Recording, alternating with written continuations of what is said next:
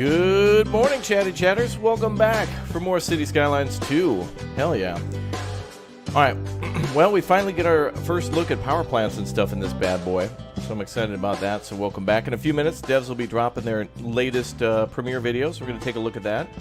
And then we're going to play some City Skylines 1 and chat about all about the things that we learned today for City Skylines 2 and all the things that we've been learning over time. It's good. Every single time that these devs have been dropping one of these, it's been exciting. So welcome aboard. Good to see you all here. Smash like, you know, all the YouTube stuff. Last week we looked at city services. This will be their 6th highlight now this time around. And it looks like today we'll be taking a look at power plants. And then on Thursday, an extended look at power plants. So we're going to see things like nuclear power. We might see how hydroelectric works today. That's going to be huge too, because of course, like seeing how the water works and like how maybe we're able to pump water and things like that might be pretty cool. But yeah, I really like what we're learning about so far. Very excited, very big times. So let's go ahead and open that in a new window. There we go. All right, so yeah, today electricity and water, and then again on Thursday the devs will kind of take a little deeper dive into that. So we might see what like how like solar power works today. Well, I mean, I think we're going to, but I'm sure it'll work kind of like how you build maybe like the solar power plant, and then maybe a few solar panels onto that, and then you could probably make like the solar field or array as big as you want. That's what I'm speculating. But also I want to see how hydroelectric power works. It'd be really cool to actually make like a giant reservoir and have it back up and use that as your natural like water source. And then the devs will take a little deeper look at that too. We'll probably be able to see how all the other things under the roadways work. So like, you know, sewage, and maybe we'll see how heating works as well. Like how maybe there's going to be boiling plants for water, for heating homes and other things like that for radiators. But we'll see. But it's a big day today and I'm very excited. Love to play some City Skylines and talk about City Skylines too. It's good stuff. Are there under the road power cables? Yeah, the devs have confirmed that in kind of like one of the earlier things. It looks like it's going to go the SimCity 2013 route. So water, power, sewage, and I think heating as well all go under the roads. But also you can build the piping and the power lines individually too.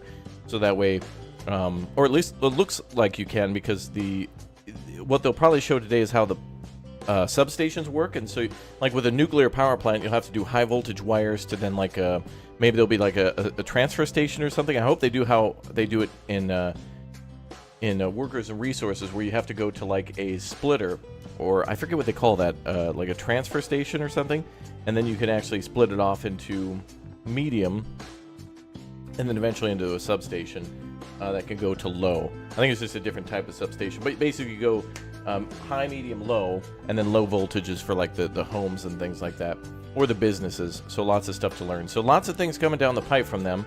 And the last developer blog covered a lot of stuff. Guys, do not forget to subscribe, and don't forget to watch all these videos, because even though you know, there's lots of information coming out, I think this is the greatest way to like see the game and experience the game before it comes out, so we kind of know what's different, because everything's going to be the same and also very different. I'm sure when we see City Skylines 2, a lot of people will be screaming that it's the same game. On the other hand, everyone will be like, oh, it's a whole new game. But I honestly think we're getting, you know, a whole new game, and that they're simply just making a sequel to their first game. They're not trying to make a new game, like how Cities in Motion and City Skylines are made by the same teams essentially, but they're very different games too from Colossal Order. So welcome back. Good to see you. Yeah, hydropower. I want to see more water power. I think in the first game we have like we have the solar updraft towers, and we have solar panels. We have geothermal. We have like tidal power plants. I'd like to see many different types of power plants too, where it's like geothermal, but like 3 designs of geothermal and all upgradable. But that's, if they come out with a DLC that's going to immediately be that, I'm so down for that.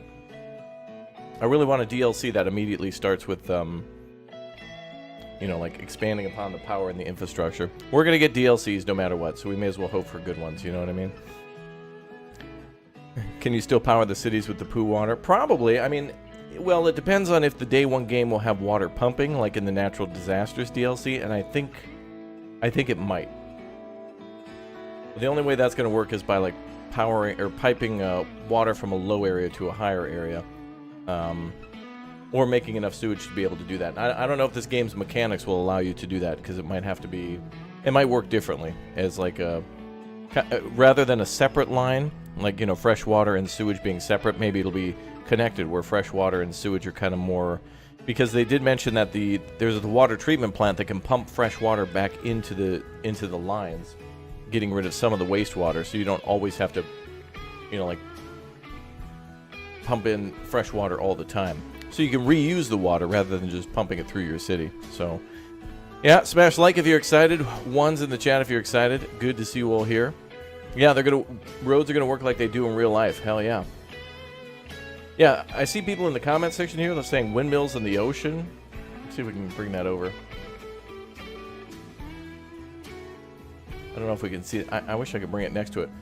But people in this chat are saying like windmills on the ocean. I hope we see more options for that. City Skylines did have that as well, where you could do the water solar power combo, but I feel like I want to do more for that. So it looks like we're down in the last 60 seconds. We're going to get our first look at electricity and water. Let's go. Very excited to see this. The hype is only going to grow as we get closer and closer to the launch of City Skylines 2 and more information comes out. I'm very excited for power plants, though. One of my favorite things to do in City Skylines is at a certain point build my own custom like power plant, especially like a nuclear power plant where there's the whole reservoir tanks and things like that. And outside reservoirs, and being able to pump all the water and redirect a river and maybe make canals or something like that. Very exciting to do that. A golf course DLC? That'd be really cool. I really want there to be a customization option in the game where parks actually provide some sort of a value. I don't like it in the game where, and I think this game will be the same too. 1 and 2, I think, will have the missed opportunity where, like, if you build a custom park, you know, you have a bunch of trees and a beautiful pathway through it. People don't like that as much. And I feel like that should at least provide some positive benefit. It wouldn't be a debuff because people aren't living next to, like, a factory. But on the other hand, they're not living next to, like, I don't know, a busy street or something like that. It's actually a nice, calm place where they can go and have a walk and, you know, sit down and enjoy the weather or something like that, rather than the other options, which are like, I don't know, amphitheater or a picnic area, something like that. We've seen some of those parks too, and I hope we actually get to see a lot more for luxury buildings in the game. Signature buildings seem to sometimes offer that kind of a bonus, but I want to see all the parks. I want somebody to break down all the recreational things our citizens can do. You know, like I think in the first game, having the observatory is nice, or the conservatory for all the flowers, like the botanical garden, that's good. And I feel like that should also provide some sort of education. I feel like there should be more layers to the game where it's like, you know, a library should not only provide education, but also leisure too. All right, here we go. Things are starting. Let's get to it.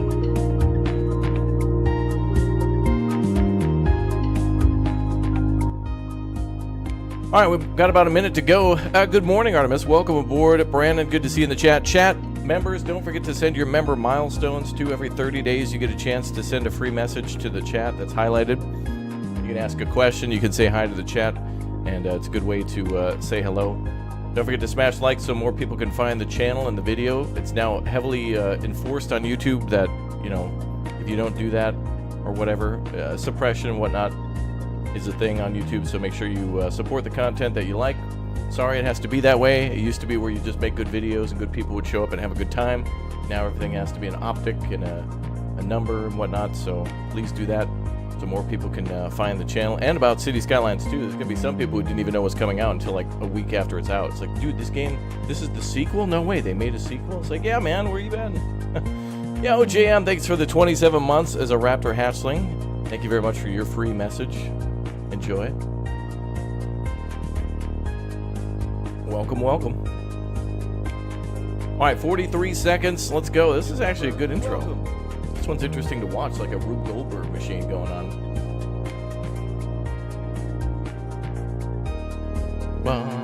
It reminds me of the blue ball machine from You're the Man Now, Dog. All right, we're down to like 20 seconds. Let's go, brother, yeah.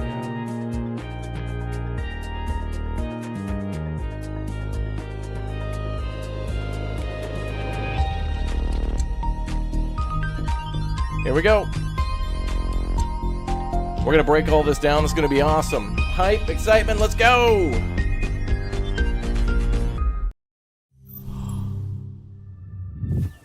To understand the basic needs of your citizens, You need only look in the mirror. Like you and me, there are a few important things they need to live healthy, happy lives. That includes electricity, water, and sanitation. With these systems in place, everyone in your city has a shot at living their best life. Hell yeah. Let's take a look at electricity. Ooh, When nice. laying roads, you also install low-voltage underground cables that supply electricity to homes, offices, and shops. These cables plug into transformer stations. There's also Transformer bottlenecking stations too. are also connected to the high-voltage power lines streaming from your city's power plants. Oh, that's cool as They hell. act as a junction where low-voltage cables and high-voltage lines link up. Together, they form the grid that pumps electricity right across your city. There's one drawback. Power lines and electric cables can only carry so much electricity. Right. When demand increases, they can max out, creating a bottleneck. Ah. Keep the grid humming by evenly spreading electricity connections around your city. That's an interesting You can also problem build to power solve. lines to import electricity from neighboring cities.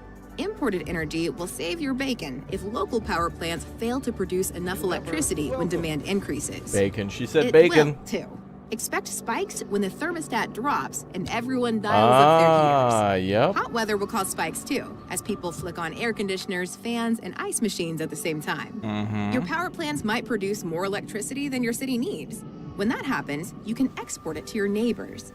While this can offset production costs, think it through. By storing excess electricity in emergency battery stations, you have nothing to worry about when demand rises. That's cool. Emergency battery stations help your city get the most out of solar power plants. Battery stations power the city at night when the plant isn't producing electricity and recharge when they operate during the day. Of course, solar is just one renewable energy source. You can build wind, water, and geothermal power plants too. Fossil fuels are another way to power your city. Or you can go nuclear. Let's talk water and sanitation. Surface water sources are the same as in city skylines. Expect flowing rivers, glittering lakes, and vast, swirling That's oceans. gorgeous. Wow. Groundwater is different. These underground reservoirs replenish over time, so they can run dry if they're drained at a faster rate than they're refilled. They're also susceptible to ground pollution. When they're contaminated, dirty water is pumped into your city's freshwater system. That's bad. That's bad on every level. Very Mainly bad. because decontamination takes a long time. Build a groundwater pumping station to tap this resource, and a water pumping station to bring surface water into your city's water system. You can also add water to the system with wastewater treatment plants. These plants can process sewage. Oh, that's to a produce great looking clean water bridge. for I homes and love that bridge. businesses. Oh, that's really nice. There's another way to manage sewage. Wow. Sewage outlets. They release waste into open water, which can help prevent sewage from backing up. And that's a must when it comes to public health. Bungling waste management can make people seriously ill. That's why you want to keep sewage outlets well away from pumping Dysentery, stations. cholera, not How cool. can you balance the very human needs of citizens with your ambition as a city builder? It's simple.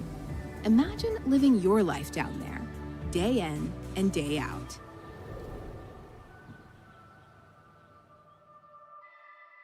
All right, we got a lot of good information to break down. Now, hold on a second, because they probably just dropped their next little featurette data thing. Let's go back. Oh, there it is. She just dropped. Okay. So electricity and water. All right, we got a lot to talk about. She just covered a ton of information. We're going to come back here in a second, but I just want to take a look at the pictures real quick, because pictures are nice. I don't know why I can't click on them to make them blow up no more. Internets. Ooh. Wind turbines, small coal. Oh, there is a small coal power plant, and a big one, too. I was hoping for that. Gas power plant, coal power plant. Okay, so there's a small coal and a regular coal power plant, so we get different sizes for plants. We get geothermal and solar. I feel like solar is going to be the most interesting to work with, because it looks like you can build the main building and then extensions onto that. It's going to take a lot more territory and probably be a lot more expensive, but at least you're not going to pollute groundwater or the air with that, so that's good.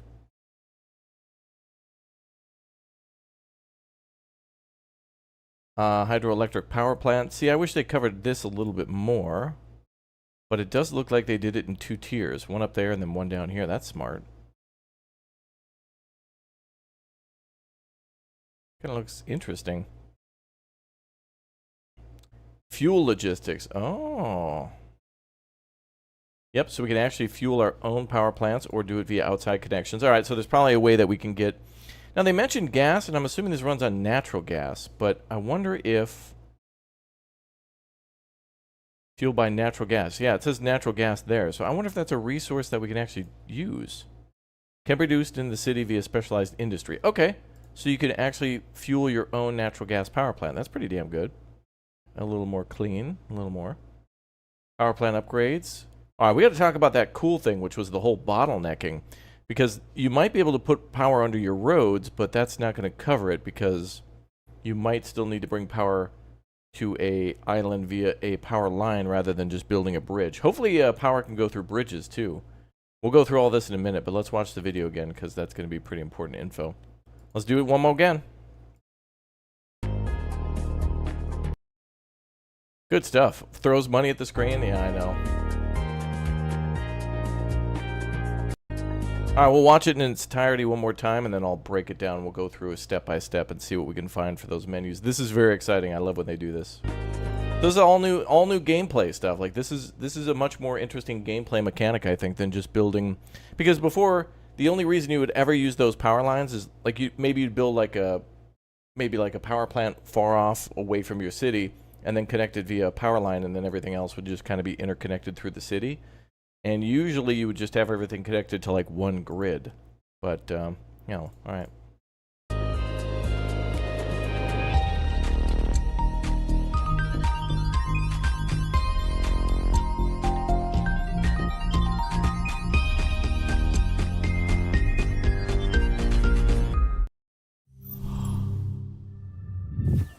To understand the basic needs of your citizens, you need only look in the mirror. Like you and me, there are a few important things they need to live healthy, happy lives. That includes electricity, water, and sanitation. With these systems in place, everyone in your city has a shot at living their best life. Let's take a look at electricity. When laying roads, you also install low-voltage underground cables that supply electricity to homes, offices, and shops. These cables plug into transformer stations. Transformer stations are also connected to the high-voltage power lines streaming from your city's power plants. They act as a junction where low-voltage cables and high-voltage lines link up. Together, they form the grid that pumps electricity right across your city. There's one drawback. Power lines and electric cables can only carry so much electricity. When demand increases, they can max out, creating a bottleneck.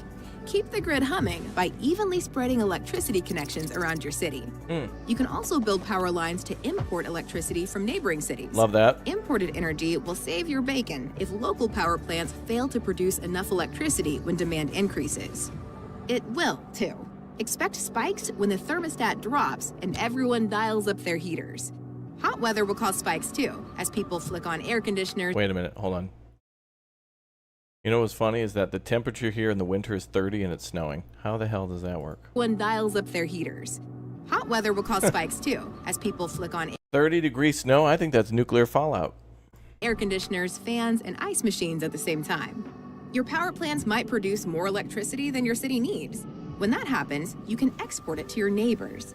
While this can offset production costs, think it through. By storing excess electricity in emergency battery stations, you have nothing to worry about when demand rises. Emergency battery stations help your city get the most out of solar power plants. Battery stations power the city at night when the plant isn't producing electricity, Love and that. recharge when they operate during the day. Oh, did it say Fahrenheit? Of course, Oh, solar maybe. is just one renewable energy source. You Maybe- can build maybe they meant wind, Fahrenheit. water, and geothermal. Now that's interesting. Wait a minute. Did you see that, by the way? Oh, I hate to pause. I said I wouldn't, but that's very interesting. Hold on. Notice that. It's just one renewable energy source. You can build. Look at how nicely different the water levels are. It's not super crazy. It's kind of a little more believable, but I like being able to see that. Really nice. Wind, water, and geothermal power plants too. Fossil fuels are another way to power your city. Or you can go nuclear. Let's talk water and sanitation. Surface water sources are the same as in city skylines. Expect flowing rivers, glittering lakes, and vast, swirling oceans. Groundwater is different. These underground reservoirs replenish over time, so they can run dry if they're drained at a faster rate than they're refilled. They're also susceptible to ground pollution. When they're contaminated, dirty water is pumped into your city's freshwater system. That's bad on every level, mainly because decontamination takes a long time. Build a groundwater pumping station to tap this resource, and a water pumping station to bring surface water into your city's water system. You can also add water to the system with wastewater treatment plants. That's cool, man. These plants can like process sewage. That bridge, I love that bridge. bridge. That bridge is nice. There's another way to manage sewage: sewage outlets. They release waste into open water, which can help prevent sewage from backing up. And that's a must when it comes to public health. Yeah. Bungling waste management can make people seriously ill. That's why you want to keep sewage outlets well away from pumping stations. How can you balance the very human needs of citizens with your ambition as a city builder? It's simple. Imagine living your life down there, day in and day out. All right, we got a lot to break down. This is really, really nice with how the new game mechanic works with the power lines, both above and below the ground like that. But remember, on Thursday, the devs are going to cover more details on Thursday. So let's break this down, and then we'll read the blog post and take a look at some of the pretty pictures there. You think we're already living in the simulation? Graphics are good, but the story sucks, and it's super heavily monetized. Like, the microtransactions are starting to become more macro.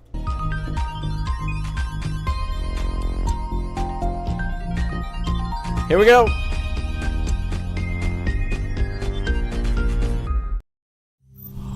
Okay, we're going to break down, like, every frame. Get ready. Dude, okay, we've confirmed that there is roads in City Skylines 2. Dude, first look. Yeah. No, but you know what's interesting, though? Some of these houses have solar panels on them, so I wonder if there's some sort of like, day one ordinance that you can make to make it so all the buildings in the city have to have power. Like, you know, maybe there's some way you can increase individual, like, power production, so that way it's less on the grid. To understand the basic needs of your citizens, you need only look in the mirror. Like you and me, there are a few important... I think that's geothermal times 2 there. No, that's natural gas. Natural gas power plant times 2. ...things they need to live healthy, happy lives. I think. That includes electricity, water. Now, that water plant looks interesting. I'm always wondering if this is just placed on the... wait a minute. What is this? Is that... That looks like a road? Oh, maybe that's a dirt road. Maybe that's a dirt road. Anyway, it does look like this building can maybe dump water directly into the ocean? Or into the water itself? It looks like this would be some sort of a thing that would have to be connected to the edge of the water. I don't know. A treatment site of some sort? Yeah, policy. And city sanitation. policy. With these systems in place, everyone in your city... By the way, love the parking lot there. That's really nice. But I think that's part of the college. ...shot at living their best life. Let's take a look at electricity. Okay, that's really nice. So what they were talking about with the battery, that will help us to deal with any sort of spikes or shortages in usage, which is pretty good because you don't want your power to you don't want your power plant producing too much, yet you want it to produce not, you know, like more than enough, and you could sell the excess. So probably, you know, if your city is pulling power that your power plant can provide like 100% for, then you could probably build like a little solar panel or something to then like give a little extra to the charge. And then if the power usage goes up, see, we have to account for day and night, and we have to account for seasons. So I wonder if winter nighttime, I wonder if like a nighttime during the winter would mean that that's when you're going to be using the most amount of power, because it's going to be the coldest, right? Also, I wonder if we can have natural gas lines to heat homes. Be an interesting thing if we could actually have natural gas, because it's a specialty thing that we can mine and bring to the natural gas plant for power. I wonder if it's something that we could bring to homes and businesses to keep them warm, if it'll be an ordinance too, that would just be something that would go through the roadways. That would be interesting. That would be really cool if there was some sort of a way to distribute natural gas. She did mention power dropping when the heaters are turned on. Yeah, maybe. We'll see. Yeah, and you can actually see on each of these roadways, you can see that they do have water and power underneath. So this is like regular road. There's a dirt road there. Oh. We have like a road without any lanes. Maybe that's like a one-way narrow road, like an alleyway. Oh, that's really neat. So it looks like we have a two-way road. Maybe a two-way road with a turn lane, one-way road, two-lane, one-way road, three-lane, one-way road, dirt road, like a road with no lanes, and then maybe like a small two-lane highway, or one-way, like two-way one-lane highway. And then these are bridges here.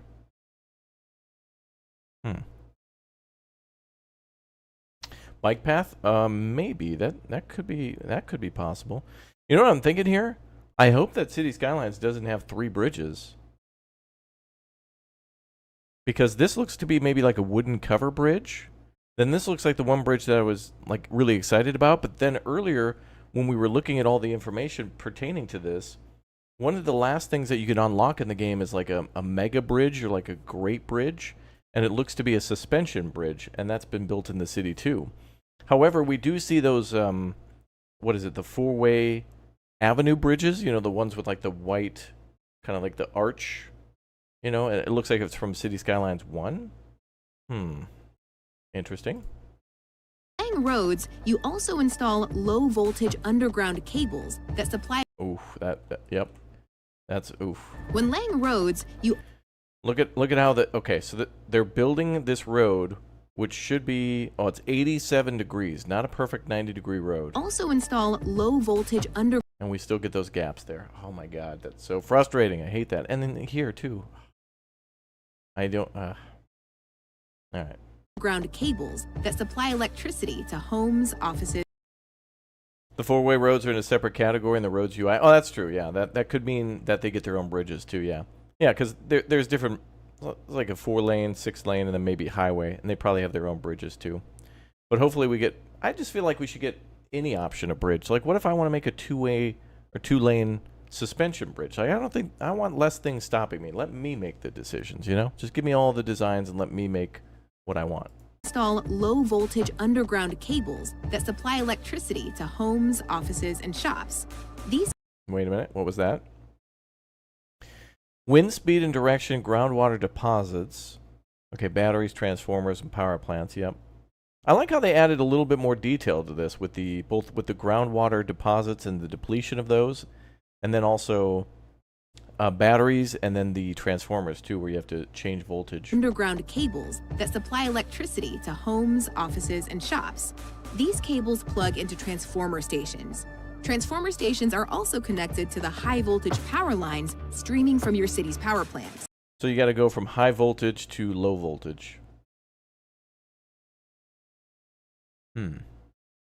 This game will release on October 24th of 2023. They act as just a couple months. A junction where low voltage cables and high voltage lines link up. Together, they form the grid that pumps electricity right across your city. There's one drawback. Power lines and electric cables can only carry so much electricity. When demand increases, they can max out, creating a bottleneck. Keep the grid humming by evenly spreading electricity connections around your city. I'm assuming what we might have to do here, this is going to be an interesting way to solve the problem. Let's pretend that this is an island here, right? Let's pretend that this neighborhood is just simply an island. And if there's one substation on that island, and there was a substation and then the high voltage wire coming into that, that's going to have to supply that whole area. But I wonder if there's a way where you can kind of split it like a pie, or if you have a substation at the bottom, like let's call that the southern section. If you have a substation there and a substation at the north, I assume that the game should be smart enough to supply power going one way from the bottom going north and one from the north going south. So that way power You know, like power should flow like water in a circuit, but I don't think the game will do that. The icon with the wooden pole and the low voltage transformer and the power UI feel like that'd be part of supplying the area from the substation. Yeah, there seems to be a way to make above ground power lines, yeah. Well, aside from the high voltage ones too, but yeah, they show, yeah, right here. This would be low voltage. So you could make a substation.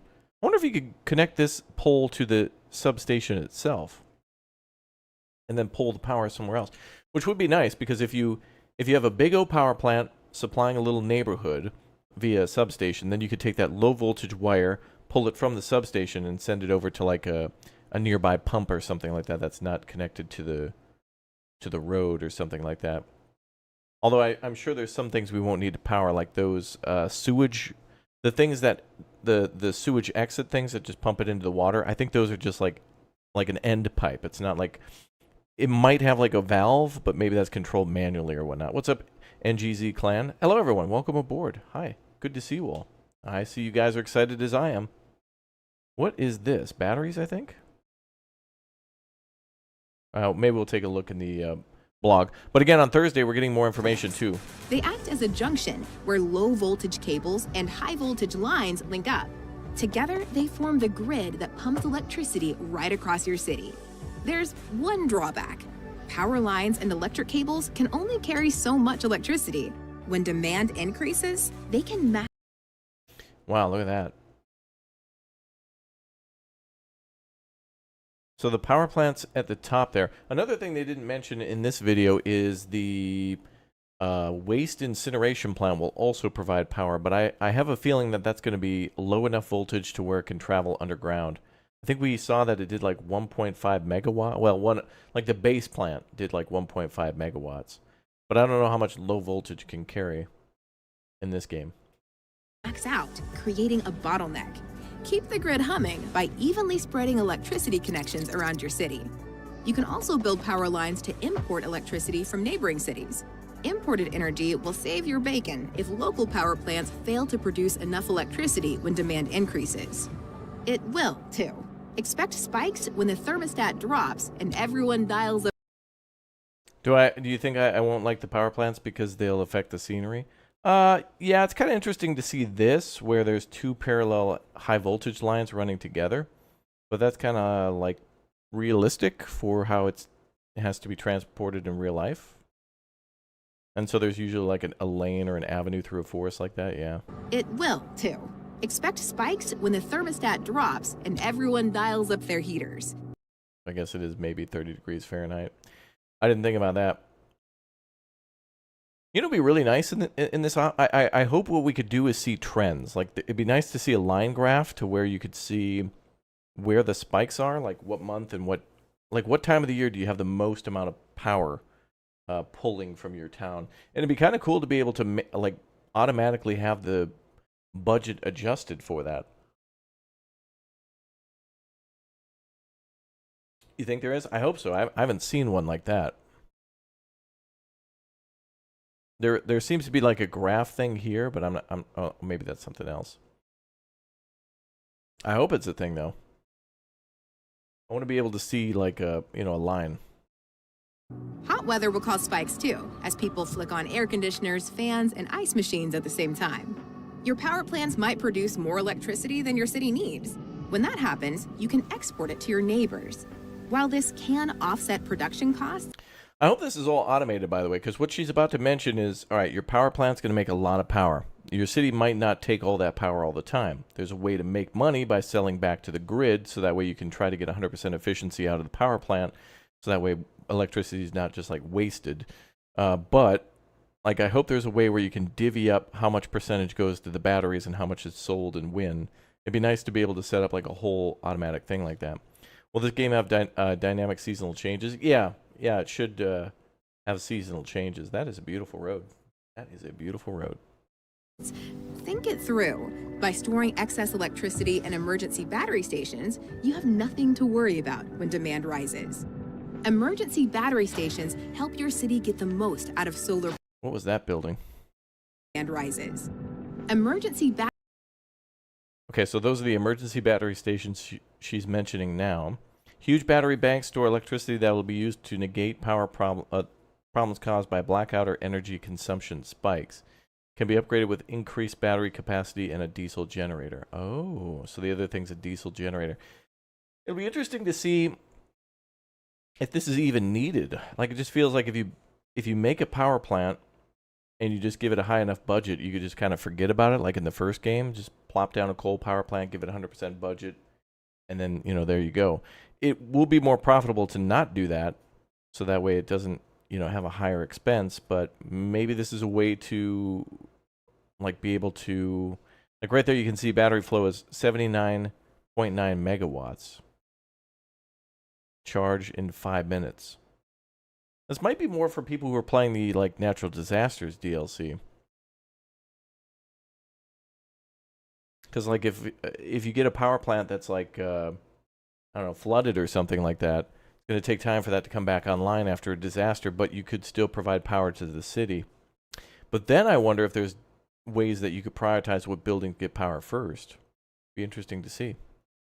Battery stations help your city get the most. Oh, what was that other building? Worry about when demand rises. Emergency battery stations help your. I think that's the diesel. No, additional battery bank increases the range of the station. Oh, it's a range. Huh. So where you build that will matter.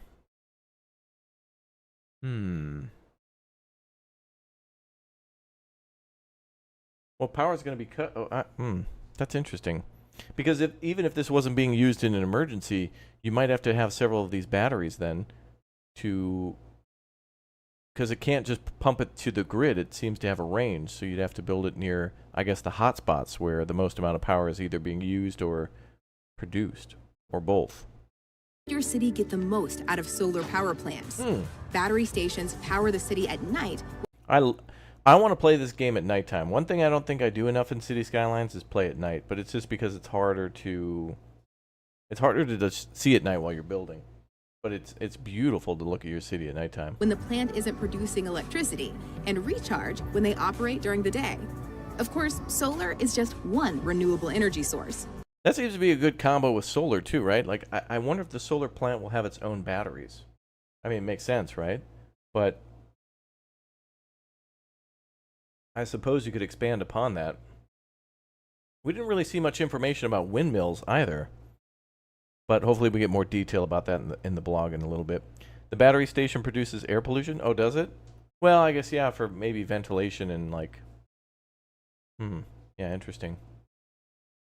You can build wind, water, and geothermal power plants, too. I still don't like the way the steam and stuff looks in this game. There's something about it that irks me. It's probably going to change at release, and it's not even a big deal. I look at it and I'm like, but... Now that's interesting. If this is geothermal, or is this natural gas? Fossil fuels are another way to power. That might not be the... Water and geothermal power plants, too. That actually looks different than the geothermal plant I've seen in the pictures. I wonder if this is either... Oh, maybe we get different types of geothermal. Maybe this is the big one. Or maybe this is a natural gas, like... pumping station? I really want to see how the natural gas works. That's interesting to me. Yeah, this looks like geothermal, but the plant looks different than the pictures than what I've seen before.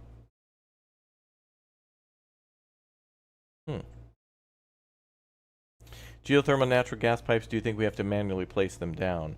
No, but I also would like to see geothermal activity to be higher in certain areas to provide more power. It'd be really fascinating if there were some cities where it's like just not feasible. It'd be cool to do more like, you know, like Icelandic type power, you know, with just going 100% renewables are so fascinating because it's really just like, you know, it's free, but you know, it's not. But what I mean is that it's like there's more of a, I don't know, instead of having to go bring the power and the fuel to you, you go to the fuel and then pump the energy away from that, and that's kind of neat. I guess wind's kind of the same thing too, because you got to go to the hills or where the wind is the strongest. You can't just like import the wind. Fossil fuels are another way to power your city. Also, we did get confirmation that there are 2 different power plants. So there's the small coal power plant and the big one. That is a really good looking size building. I like the look of that. That's huge. And look at that, the giant parking lot, too. I love that. Tied right in with the power plant. That's great.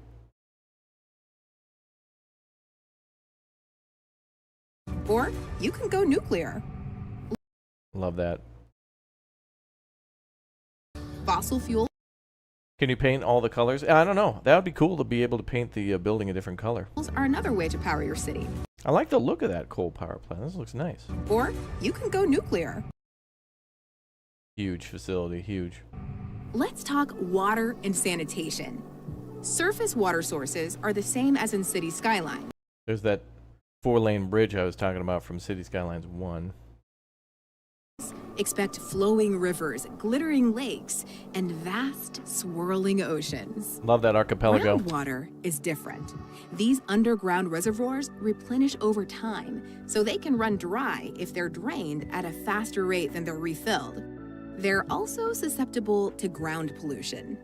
When they're contaminated, dirty water is pumped into your city's freshwater system. That's bad on every level, mainly because decontamination takes a long time.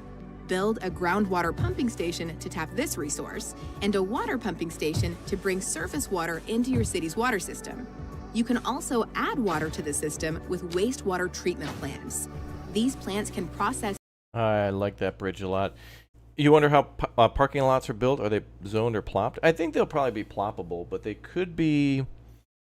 Maybe they'll be a zonable thing, maybe? I guess technically they could be because, like, you know, a lot of businesses do have a parking lot that's spawned next to them or a part of their building. So it could be, you know, like in City Skylines 1, a lot of the commercial buildings have parking lots attached to them. So it would be interesting to see that be the case and then more.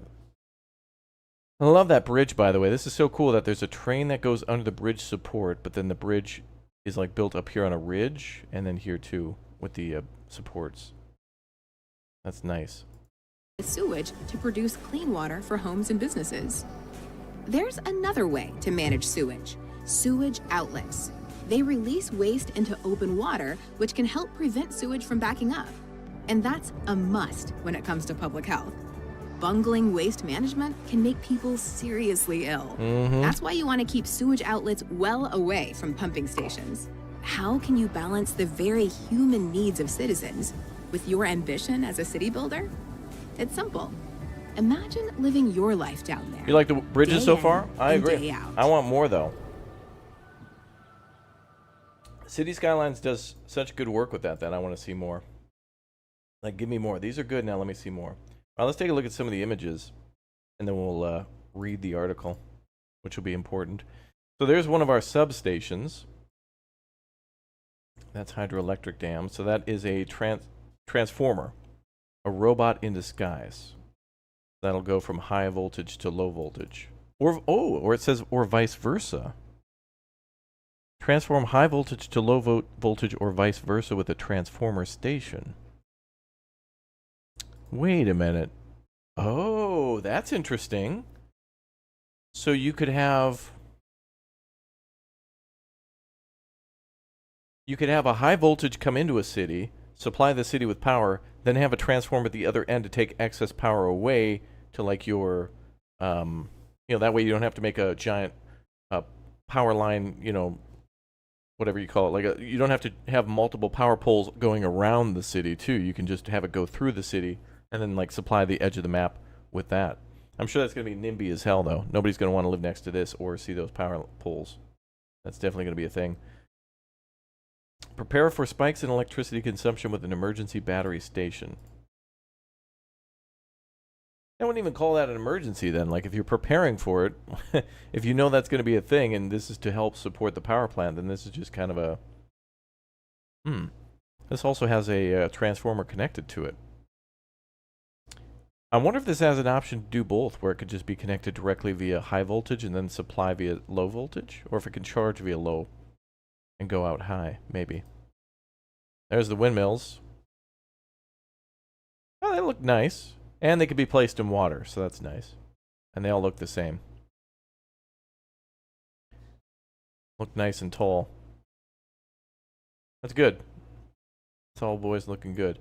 Here's our small coal power plant. Man, you know, I kind of want to build all sorts of different cities too. Like I want to build like typically I never want to build coal or anything pollutive because it's a hassle, but in the new game I feel like I want to build everything just to see how it functions, like a test city. And I feel like that's going to be the most realistic city ever cuz cities experiment with all sorts of attempts to try to make solutions to problems and sometimes make more problems that way. Sounds like inner cities are possible within a map. It seems like it. I like the look of that too. The power plants look really well done. Like that power plant just looks, you know, it looks like an old building from the 1800s, and then they've just expanded upon it through the years. But you know, the brick building, and then you see concrete, and they attempt to make it look pretty with all the blue. But look at that bad boy just steaming. Oh, that was the gas power plant. My mistake. The one that I was convinced was the natural. Yeah, this is the gas plant. Okay. So this will take up your natural gas. It's nice that they remove that ugly yellow pollution effect. Yeah. Well, we'll have to see how pollution... It'll have to be like a little visual, but we'll have to see how it looks. I think there'll be some effect to it. Like, for example, with the rivers, how they look red, like they bleed. Power your city with a coal power plant and upgrade it as your city grows. I do like that option, though. Like, we have the option to build either the small coal power plant and upgrade that, or you could build two upgraded small coal power plants next to each other to look like one big plant, or you could just build the big boy. Like this seems like it'd be one step down from nuclear, but would be super pollutive. And look at the massive amount of coal there in the on the concrete pads to the right side. Crazy. Cool how that can all be stored there. I like the look of the power plants, though. They look... I'm so excited for these. These look great. Power plants look wonderful. Ah, there's the geothermal. See, that's okay. That's a big boy. That's a big footprint right there. That's going to take up a huge amount of your city. That right there's like 4 city blocks, but could provide a lot of power with like next to no pollution. That's going to be interesting. All stations have fixed transformer locations, so the placement of the building is important if you wanted to connect the power lines. Yeah, that is something that I'm glad you mentioned that, because I had mentioned that before when I first saw this power plant and knew that they were going to be doing, you know, obviously with power lines. I hope we can customize where that's going to be, because here you can see it here. But maybe either A, it has to directly connect to that substation, or B, maybe there'll just be a circle around the building and you can... In the video, did we ever see them directly connect to a power plant? I don't know if we saw that. But I do want to be able to customize these buildings a little bit more, like where... It would be nice to be able to build it yourself a little bit, like put down the parking lot yourself. Maybe we'll get a really cool building designer. It'd be really nice to do that. But in a way, there is there is a little bit of a way to customize by building the extensions and the sub-buildings, which are different. The extension has to connect, the sub-building can be like connected to the lot on the outside. Let's go back to that article. Yeah, there we go. Check that out. The Big O solar plant. I think each one of these can be expanded. I think you just buy these one by one.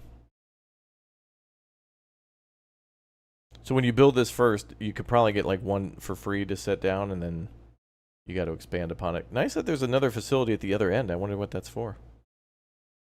Really cool to see, though.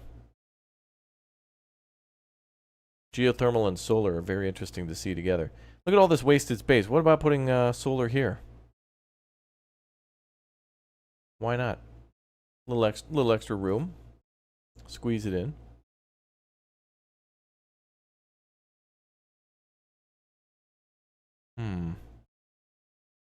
Ah, there's nuclear.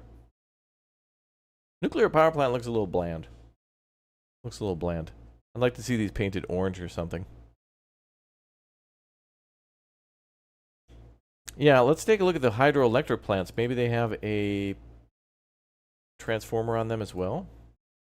Yeah, right there. I'm wondering, though, if this is just the one that they've placed. Like, if the player is placing down the... I don't know. Like when we build a power plant, I wonder if we get to place that ourselves, like an outlet for the power. That'd be kind of nice. I love that. Look at that hydroelectric dam, though. Fuel logistics, power plant upgrades. Here we have. Nice. More on that large. Love that. I love the look of that coal power plant. That's really nice.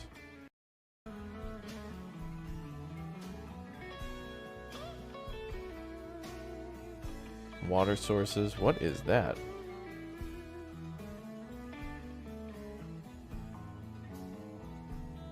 I think that's sewage. Sewage water. Oh. Oof. Can you make a green city challenge? I don't think it'd be too much of a challenge to do. Well, alright, it would be because we don't get a lot of the options like from the City Skylines DLCs, but, you know. You could try to make things as clean as possible. Oh, water towers too. Groundwater pumping station.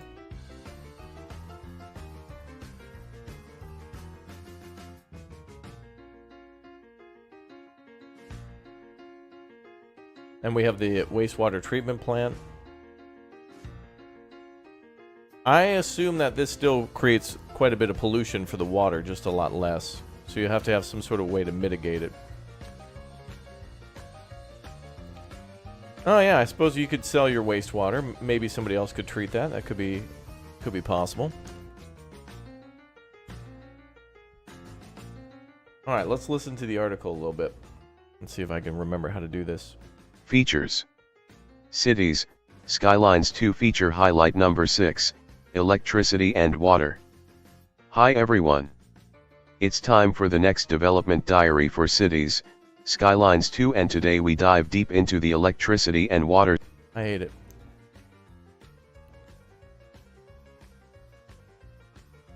Can I get a different voice? No. Oh, I hate it. It'd be nice if it were a different voice. That's going to be annoying otherwise. That's a lot to read, though. But I will do a video on this tomorrow, and I will read this myself, so... But, ore and oil will be imported from an outside connection. It's interesting, though. They don't mention the natural gas as much here, though. Except for the natural gas power plant.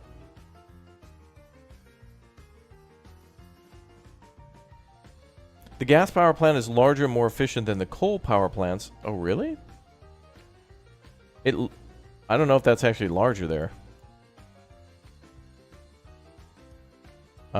This building here with the giant, like, look at those massive storage areas for all the coal.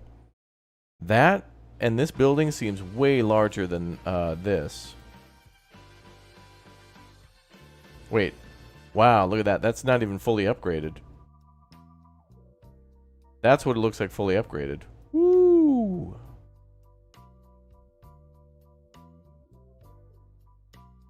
The natural gas power plant looks like this. I don't think that's as big. They say it's big, but larger, more efficient than the coal power plants, and fueled by natural gas, can be generated or produced by the city as well as specialized industry areas to extract oil and then refine it into petrochemicals used by the power plant. Oh, okay. So it's natural gas, as in like petrochemicals. Okay. Slightly less cost-efficient way to produce electricity, but produces a bit less pollution than the coal power plants. Oh.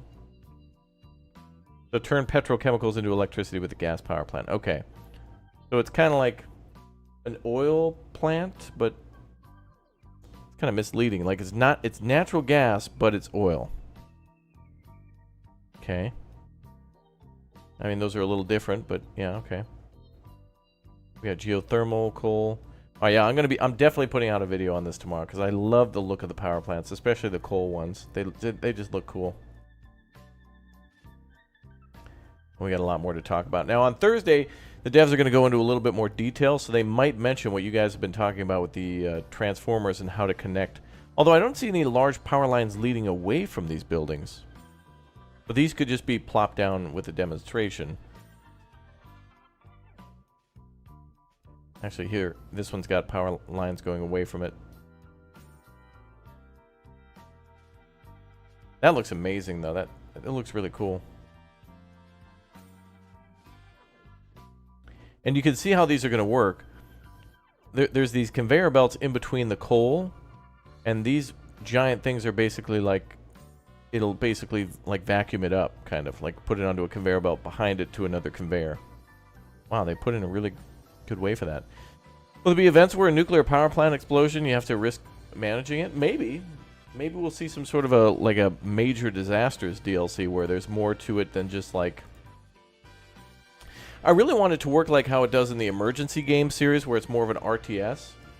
But like, you know, once the disaster begins, it's like, okay, there will be damage, but it will be minimized based on how well prepared you are and how much money you're spending on your city and stuff, or its emergency services. Chat, I'm excited. We got a lot of good information here on electricity and water, but I want more. So on Thursday, we'll see if they talk more about... I don't think we got enough on windmills and hydroelectric. And windmills are weird because it's like, okay, so all these other ones have to be connected via power lines, but how do the windmills work?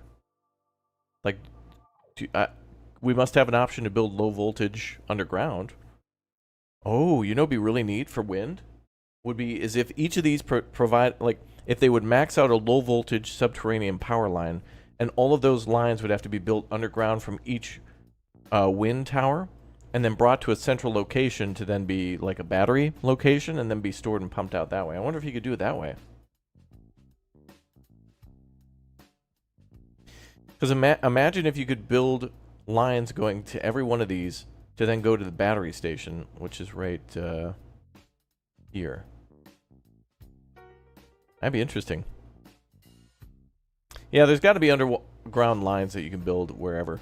I mean, I'm assuming that with the low voltage, you could probably build it above ground or below ground, like how you build, you know, you probably hit page up, page down, like when you build a road in City Skylines to build a bridge or a tunnel.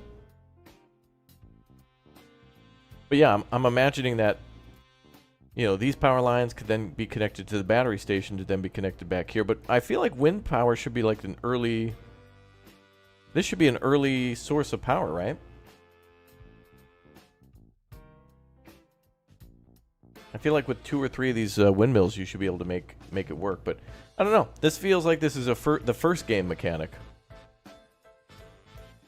But all these other buildings connect directly to the roads, so you see them all connected to a roadway. Looks like every single one of the power plants was built in this city too, except for maybe the hydroelectric ones, unless they're up there in the mountains. Maybe the game changed it up so coal power plant is cheaper than wind. Yeah, I bet you that's the case. Yeah, but the wind would be cool for the whole battery system, and then you could just scale back on the natural gas, or just use wind as a way to just sell the power. Be kind of interesting to see how much money you can actually make from exporting power. Like, it just seems like a way to offset costs and not, you know. It seems like a way to offset costs and not a way to make money, you know? Like, you can, maybe you can't get back all your money. Like, maybe it'll only be like 82% efficient even if you sell 100% of the power. You will lose some of it, you know, via resistance, via transferring, but whatever, we'll have to see. All right, very excited for this. All right, here's what I'm going to do, chat. Later tonight, I'm going to then read more on the electricity and water here in the blog, and then put out a video for tomorrow. And then on Thursday morning, we'll live stream City Skylines 2 again, showcase more of the gameplay features that they have coming soon, and then talk more about it. So this is like part 2 is coming soon. All right, let's play some City Skylines, damn it. I want to play some City Skylines, getting excited. Got the hype going. One's in the chat if you're hyped for City Skylines 2. I may as well just pre-order it, because I know for sure I'm going to just buy it no matter what. Because I want to showcase it on the channel. I'm very excited to just like play. It's going to be interesting too, because everybody's experienced the first game, so I feel like most people who play City Skylines 2 will be people who owned 1 or played a lot of 1. Which is good, because people will be more experienced with building a city in the City Skylines style. And so I think we're going to get a lot of like day 1 cities that are gorgeous. Like, everybody's going to know what they're doing. But the game will still have to hold your hand a lot for the differences between 1 and 2 and for people who haven't played before. Am I going to pre-order the Ultimate Edition? I don't know. I mean, I'm going to wait a little bit, but, you know. Because the devs might reach out and be like, hey, nerd, we saw you make a couple videos. Do you want to showcase it early? Be like, hell yeah. Hell yeah, I do. You like how City Skylines 1 isn't dissimilar to... Or 2 isn't dissimilar to 1? Yeah, I agree. Like, I really don't... I think there's a lot of things that they needed to change and add, but also it's City Skylines, so don't make it too different, because there's no reason to do that. City Skylines 1 and City Skylines 2 should be different yet the same at the same time, and it seems like that will be the case.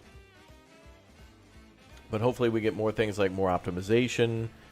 So, outside the gameplay features, I want to see what we get for game optimization, how the map editor works. I think they're going to talk about that eventually. I think the maps that they made at the beginning are great, but we're going to get burned out quickly on those ones. Like, I feel like each map I'm just going to try to build a different theme city as much as I can, but kind of hard to do that on the day one, because, you know, you're going to want to make particular cities. You know, like one city you want to try to get to 1 million population, and, you know, it's going to be a messy city. But it is what it is. I'm glad we're getting another City Skylines. I'm glad that City Skylines 2 has made me want to play even more of 1, and that we finally have an endpoint for this game. It was starting to kind of get a little ridiculous, to be honest. Like, it was starting to get to the Sims point, but I feel like with the Sims, they haven't made a new one because they know that they don't want to make any improvements, and people are going to be furious because they just want to, like, extend the cash cow, and not, they don't want to make a new game. They just want to, like, have a thing that you put money into. That's where City Skylines feels a little different. It was starting to get that way. Oh, it was starting to get that way, but now that we got the new game, it's nice to start fresh. But what are we losing with the new game, right? Like, bike paths don't seem to be a thing. Like, what the hell? We got trams, but no bikes. What are things, chat, that we're not seeing with the sequel so far? We're not seeing customized airports. Seems like a lot of those buildings are ploppable. We're not seeing bikes. We're not. I haven't seen toll booths yet. Although those could be in there.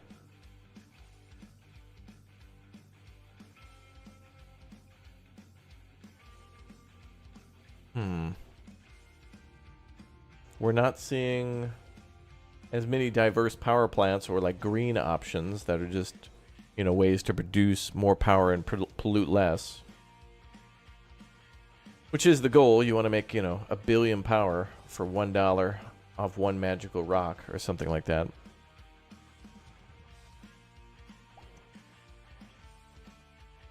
What else aren't we seeing?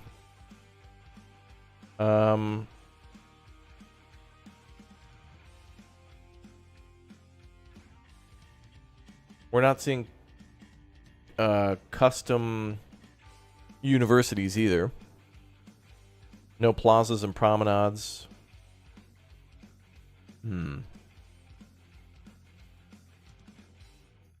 Yeah, no theme parks, right? Yeah, so in the sequel, yeah, we lose a lot of those things. So I didn't see a way to make like a city park. No theme parks, no zoos. Those things might be ploppables, but no way to make your own custom. Anything that required a district, you're not seeing anymore.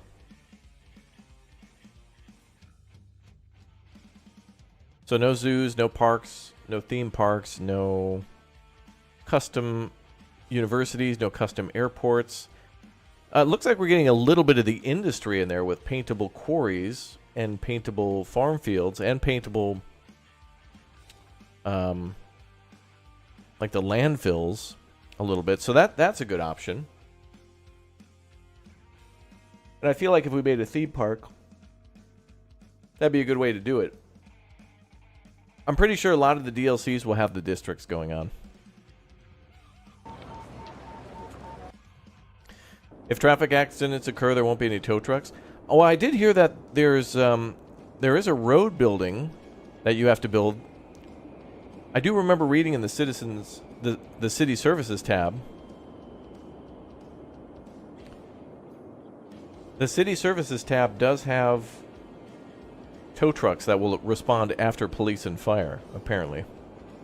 Something that I read. Alright, 92 days. 3 months to go till City Skylines 2. There's the countdown. Alright, let's get back to building our city. I don't know what we're going to be doing, but it's going to happen, whatever we do. Get ready to launch this rocket, y'all. I think what I'll do is we'll build this city and fill everything up and then come back and do a lot more detailing. No police chases confirmed? Oh, Sag.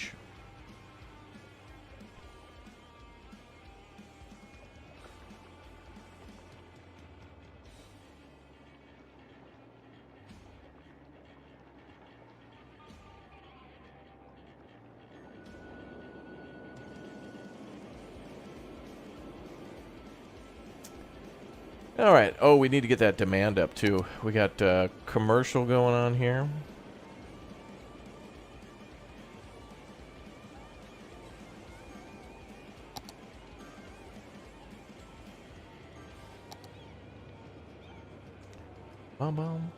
You thought you'd be seeing City Skylines 2 gameplay? You did. Weren't you here earlier? We were taking a look at all the new gameplay features for power plants, low voltage, high voltage, transformers.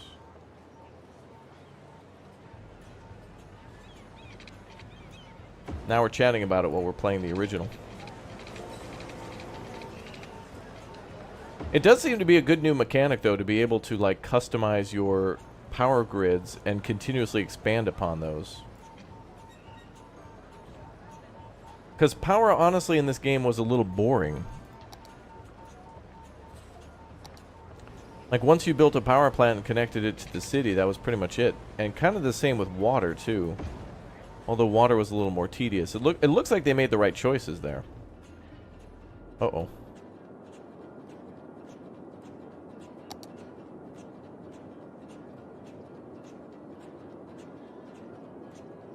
Oh, wow, we actually have a shortage.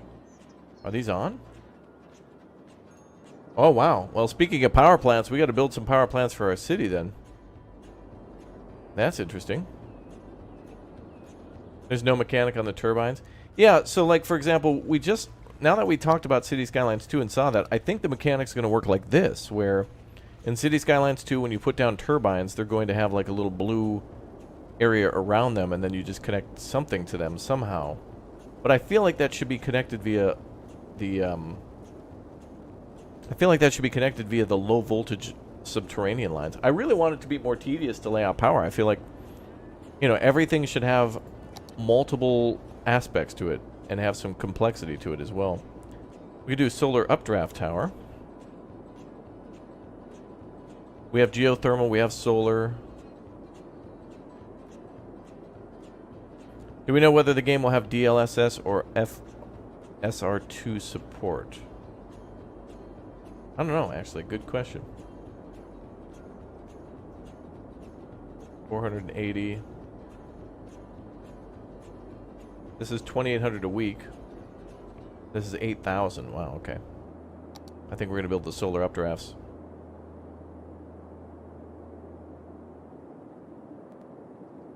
We could upgrade these solar... Nah, we'll keep those.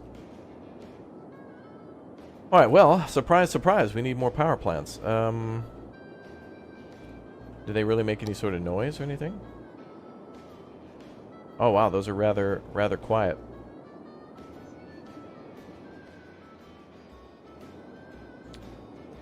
I think we'll put this down here.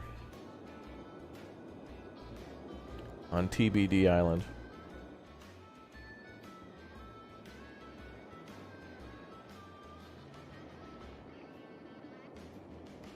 Now, this is also kind of a work in progress.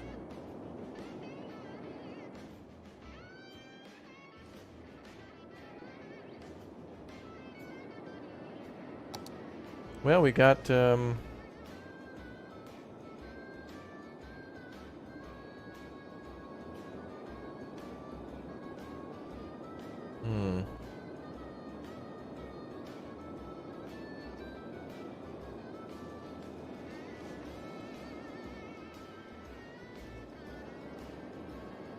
Kind of don't want to build it anywhere where it's kind of I do want to spread things out a little bit. Wow, look at all the train traffic. My goodness. Wow.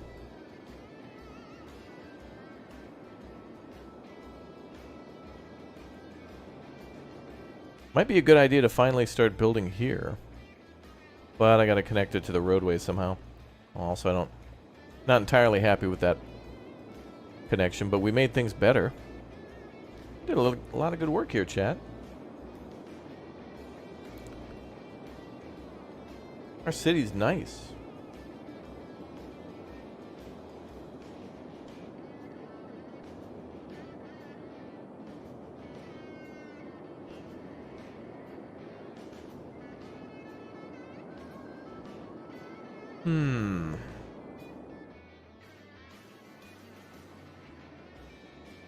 Bum, bum, bum, bum, bum, bum. Bum, bum, bum.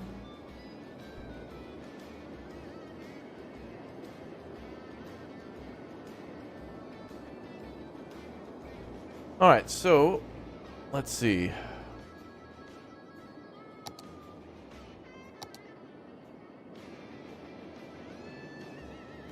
Yeah, you know, that's another question I have too, is like fishing, for example. Like when we have the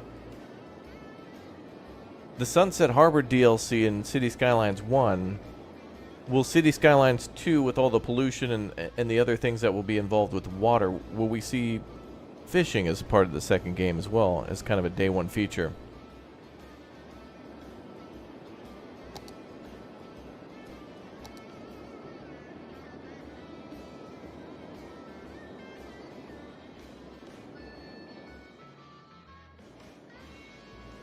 Now we could build something out here, maybe.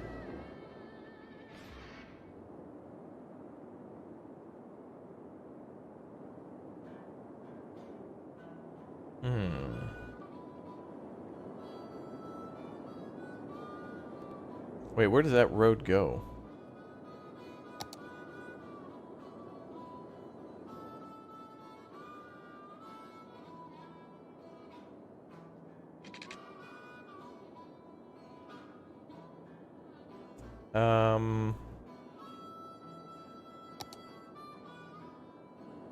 I think it winds around that way. Okay, I think we're going to build our solar updraft tower down here. And we could also build them temporarily. Or not. Maybe this is... Actually, this might be a perfect spot to put them right here.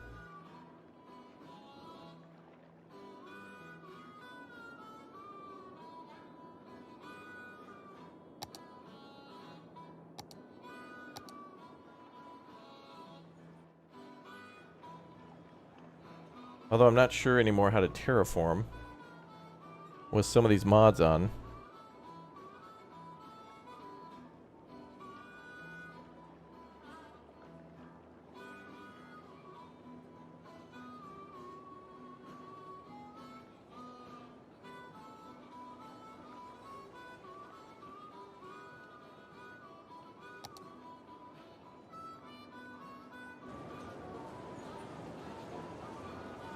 Oh, cool. I didn't realize I had a find an eyedropper tool. Nice.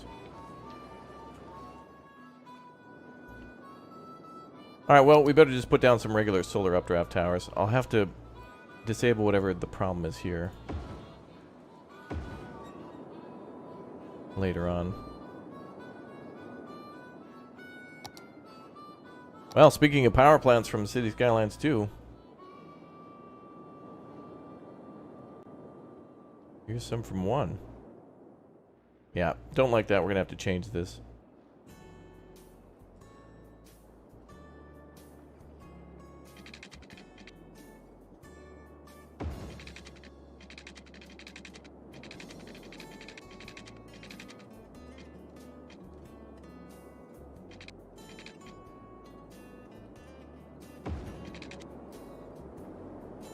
Boom.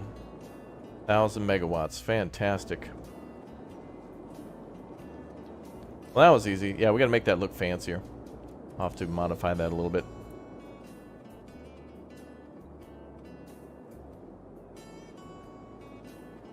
surprising to see that power cut out like that so quickly.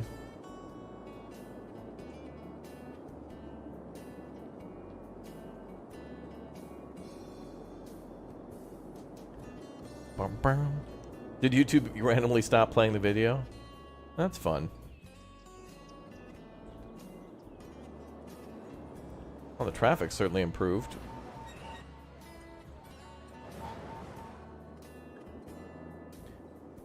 Couple of conflicting mods still with the terraforming and the heating.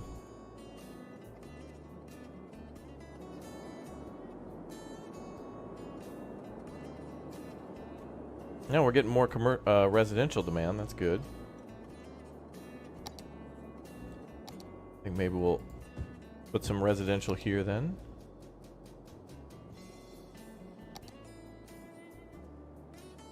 Just for the school, and then back to commercial, and then residential again. Nice. Hey, what's up, Jim? Welcome aboard. Yeah, so for all the things to do with the City Skylines 2 power, I love that. I think I'm very excited about that. That's going to be the thing you hopefully constantly have to manage. We're going to be talking about more of that tomorrow, too. So we'll go through a lot more of that. Very excited. Oh, we could put some nice trees here.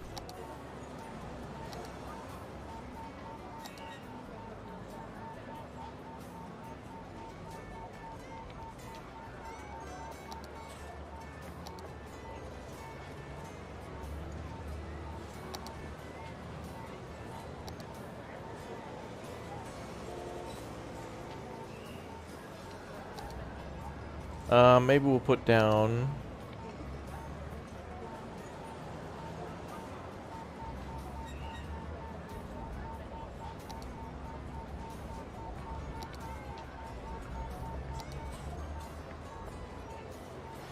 yeah, some of these.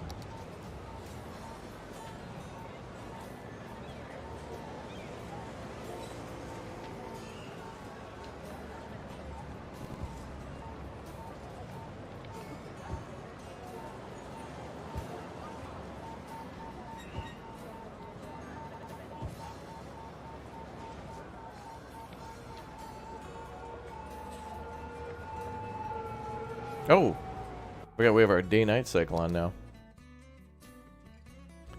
Let's turn that off.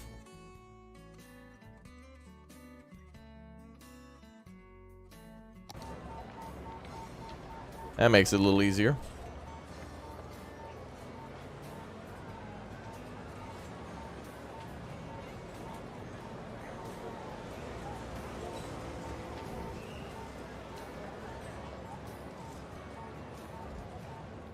Okay, nice.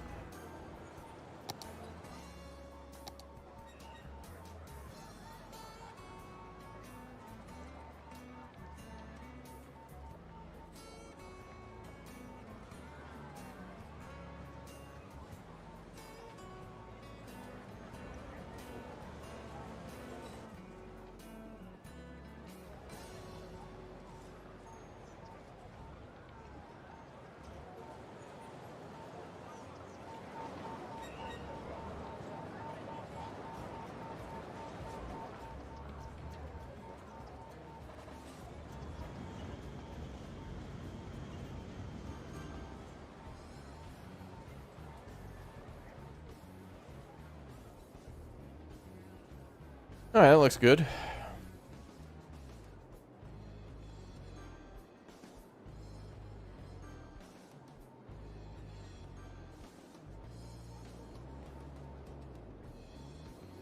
You hate the surface bug.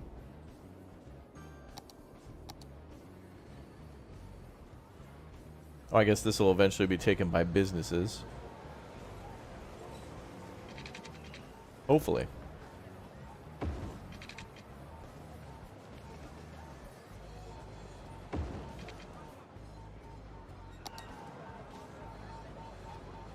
Ugh.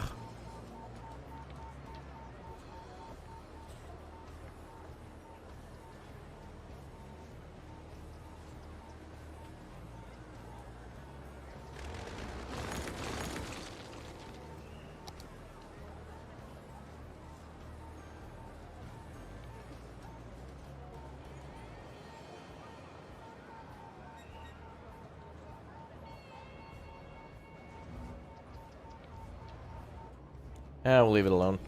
Gotta wait until the demands come on back. Meow, meow.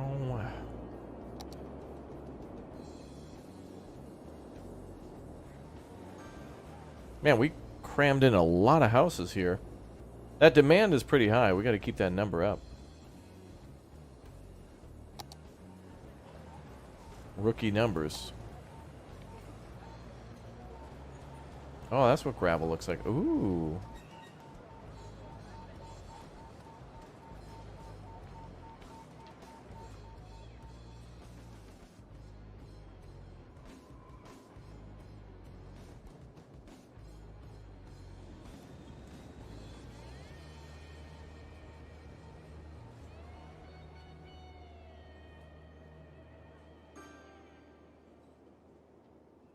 It would be nice if there was a better way to smooth that out.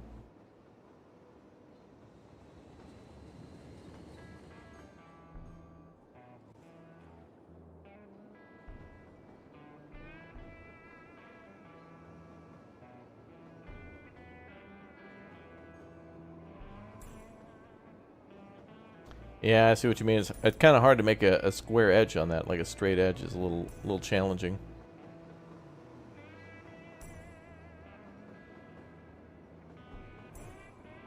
Alright, that looks good.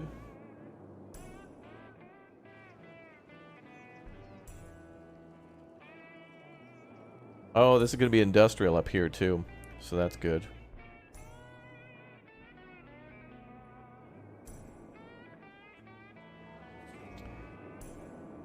Alright, yeah, so we just wait for everything to grow, I suppose, for a little while. Don't know about this thing, though. I don't know about that power plant combo over there.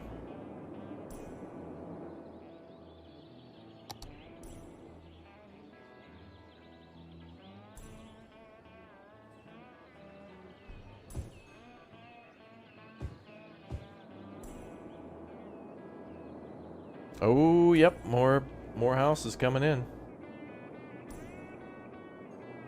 Thumbs up. Exactly. Blue thumbs indeed.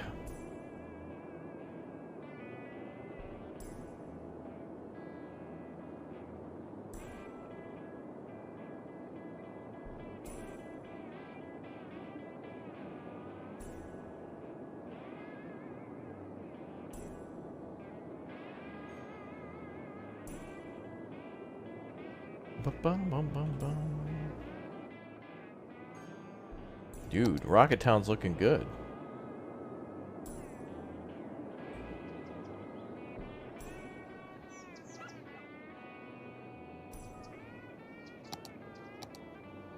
Well, you know, when in doubt, add more trees. The Bob Ross method is always a good method. The Ross method.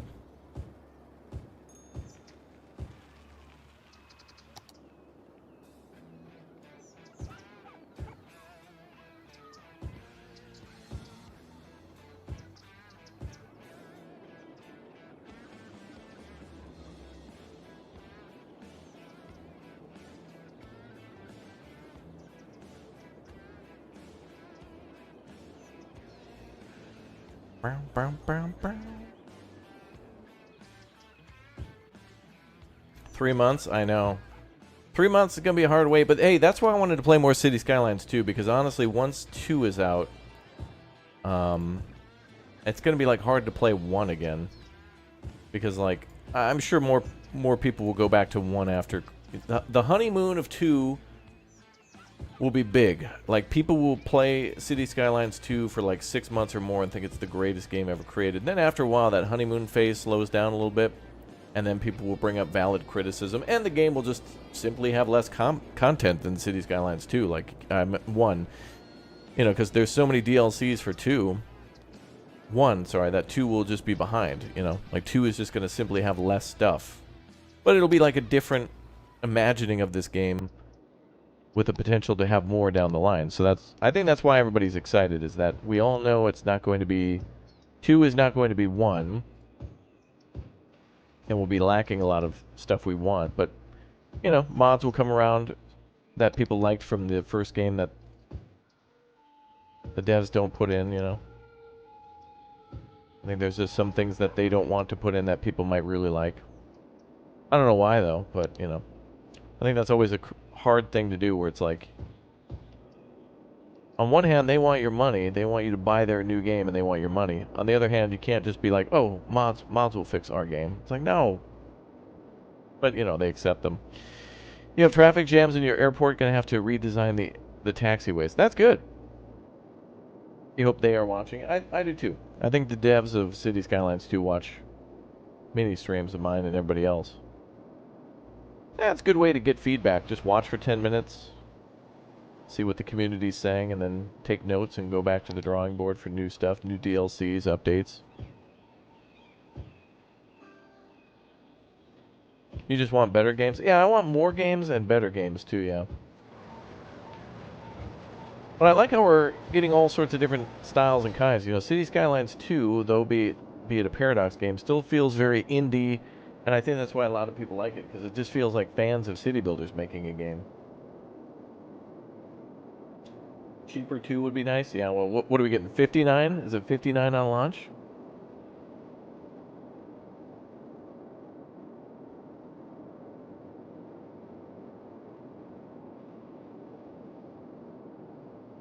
Bum, bum, bum, bum.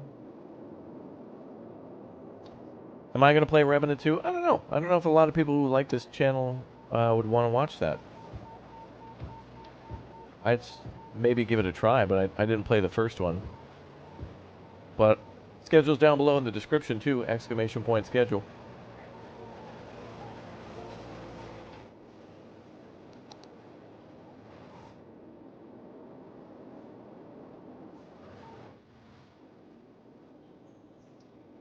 Man, look at that traffic go.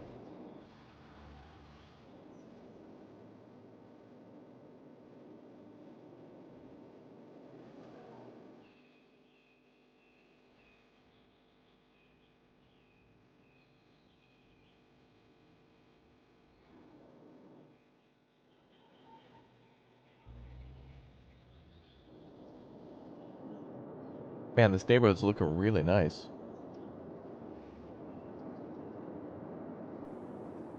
Okay, so notes to self. Redo the solar updraft area and down here. This I have no idea what I'm going to do with. We'll need more sewage treatment and water eventually, which is soon. Like real soon. Real soon. We need more hooses, bud.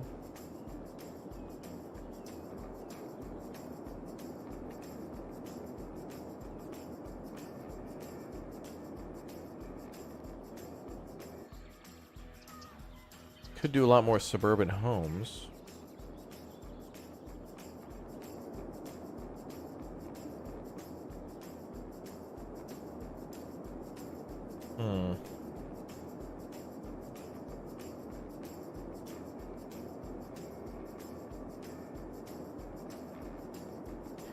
Well, I could put some higher density up here. I mean, we need residential, so we'll go with that. Now that I know things about City Skylines 2 while we're playing City Skylines 1, and as we just saw things about 2, I'm thinking about like how different it's going to be to lay out a city. Like, I wonder if roads are going to be a lot more expensive because they're just simply going to... Roads are just going to simply provide more. Like, roads are now 4 things in one. You got your road, your water, your power, your sewage, and then your, what's the last thing? The, water, power, sewage, and then maybe heating? Like, maybe heating your city through the radiator lines or something? Maybe? Oh, wait. I don't want that road. Let's just go with... Yeah. Oh, wait a minute.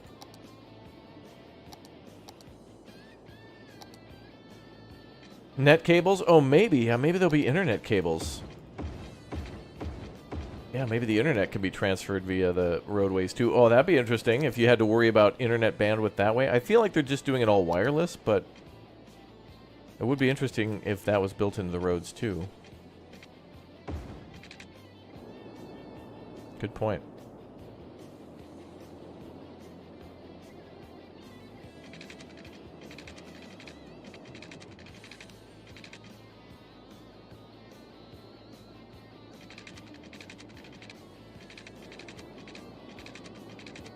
Oh, the road's off slightly.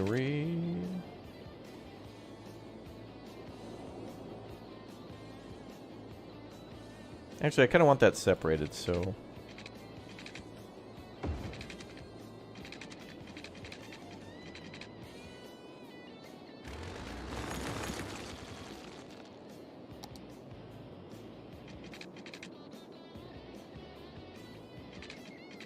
Ah, that'd be alright.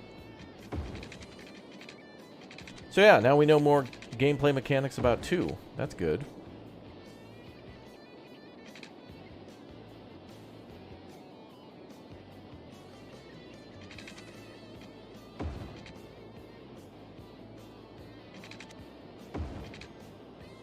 Yeah, stadiums will certainly be a new thing.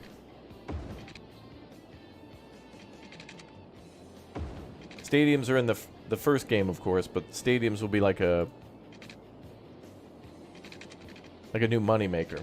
Like, I feel like they'll be done differently because it feels like there'll be more traffic coming in from outside the city. But I feel like there'll be more to do with them. Like, they'll be more profitable. Like, it'll be something you want to do more. Same with like the expo centers and whatnot. Could be a thing.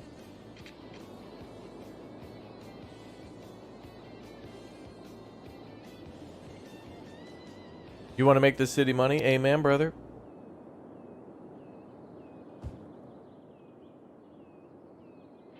Yeah, it feels good in this game when you finally have like a positive budget for a very long time. Like, it's really nice when you look at your budget and you're like, wow, I've been positive like 25,000 for like 20 years, and nice. I want to add some buffers.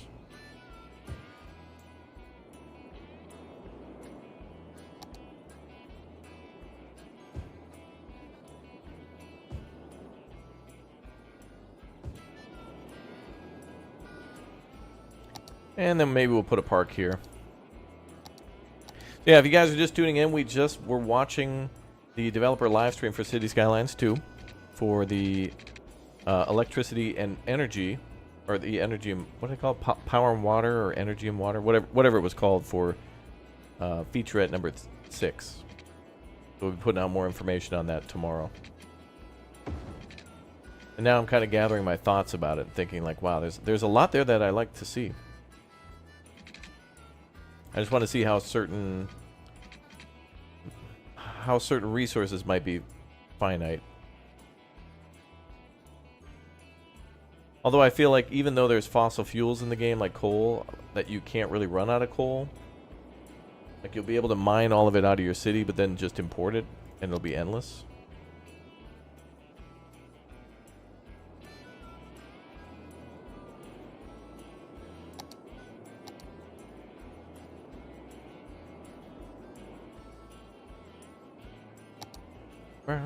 Yeah, concert hall, amphitheater. Yeah, I'd like to see more than just sports, yeah. It'd be really cool if you could have like a really impressive theater and like a different nightlife that people want to come into town and be a part of. But, you know, the big events will draw the crowds. And that is cool.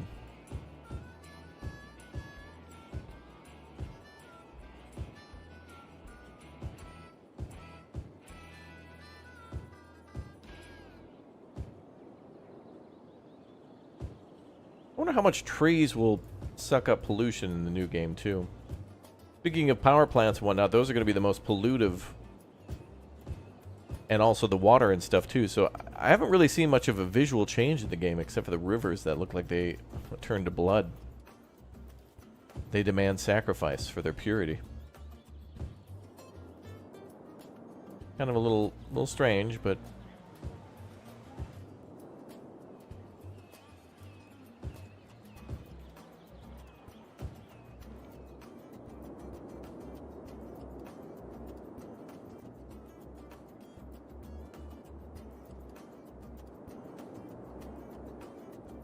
More wood is needed, it seems. It seems so, yeah. Seems like they also need more power, but they're getting there. A couple more buildings we'll build, and then we'll be good.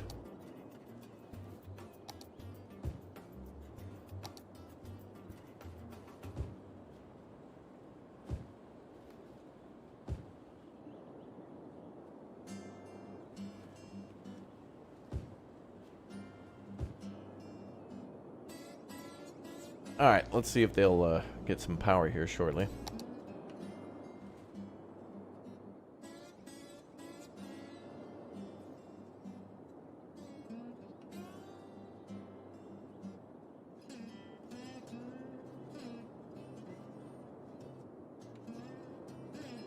Gaming Ham with the gift bomb for the chatty chatters. Thanks for dropping a gift bomb for chat. It's very nice of you. Thank you very much for the support.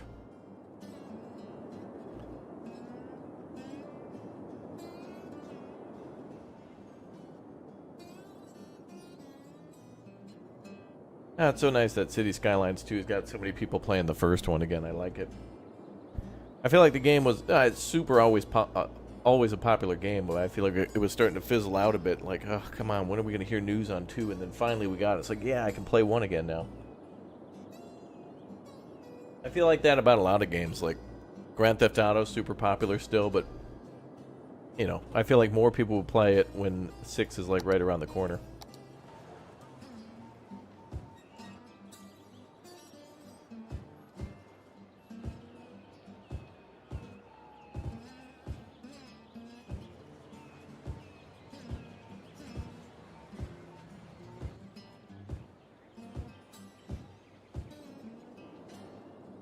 Yeah, that looks nice. Yeah, it's probably the most walkable city I've built so far.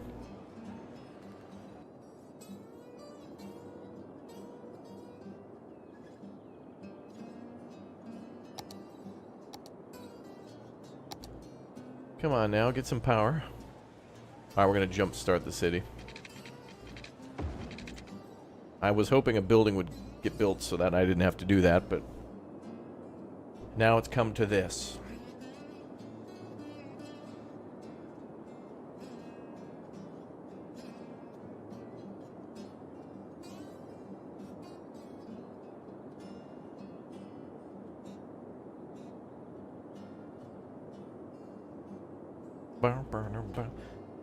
Better late than never, true. I'm sure a lot of people are buying City Skylines too from the, or playing it now from the summer sale. I hope they, I feel like 3 months is enough time to at least get the game, play a couple of DLCs, and get a lot out of City Skylines 1. Now that we're talking more about City Skylines 2, it makes me wonder, like, okay, if this comes out in 2023, you know, which it will, we're talking about another 10 years probably until we see the next game. So it's more than likely going to be like at least 2030 until people start even talking about City Skylines 3.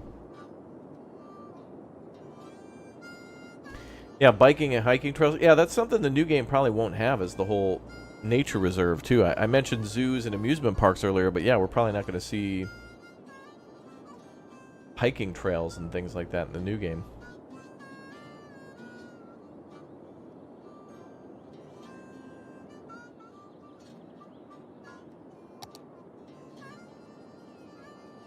Hey, what's up, Party for Life? Good to see you. After watching my brew pump stream, you wanted to get it? That was a lot of fun. I enjoyed that. It made me want to play My Summer Car for making all the wine and stuff.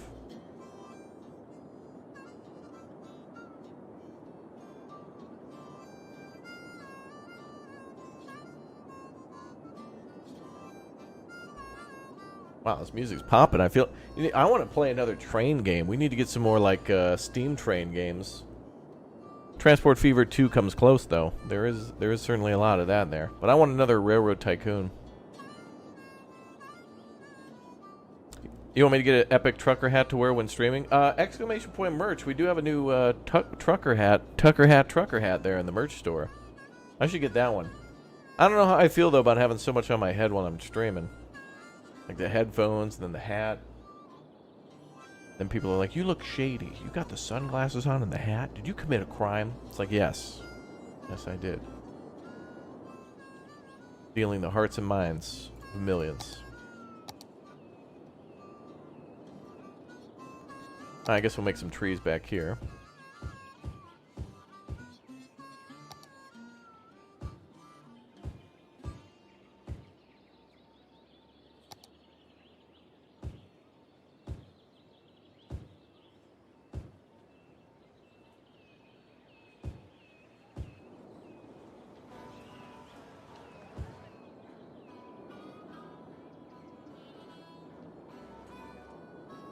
Nice. Oh yeah, alright, this is growing pretty slow, but you know, it's going. What else do we unlock in this game? Oh, I guess we already unlocked everything. That's going to be interesting too. I feel like for the last, I don't know, 5 years I've tried to play with like progression off in this game. We certainly have played with progression on recently, but like it's going to be weird to do it again in the new game. Like when we play City Skylines 2, I'm going to play it for like the first for the first 6 months with no mods. Like I'm going to be like, no. Unless there's something really game breaking or something that we have to work around, but I don't want to play with any mods really in the new game and experience it for what it is.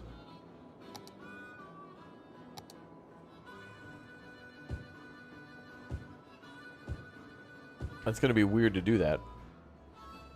But hopefully all the new game systems make it so that way it's like, wow, building like the roads, it's like they know what I want them to do. I don't need the Move It mod anymore, or whatever. You probably will, but it'll be cool if the new game is so good and attentive, intuitive with so many things that we want to do that they're not needed as much. That'll be nice.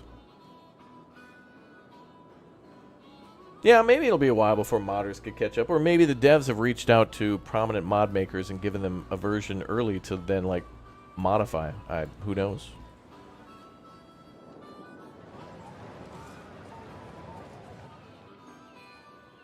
I feel like though for a long time I don't want to do them because I want to feel the experience of City Skylines 2 and not,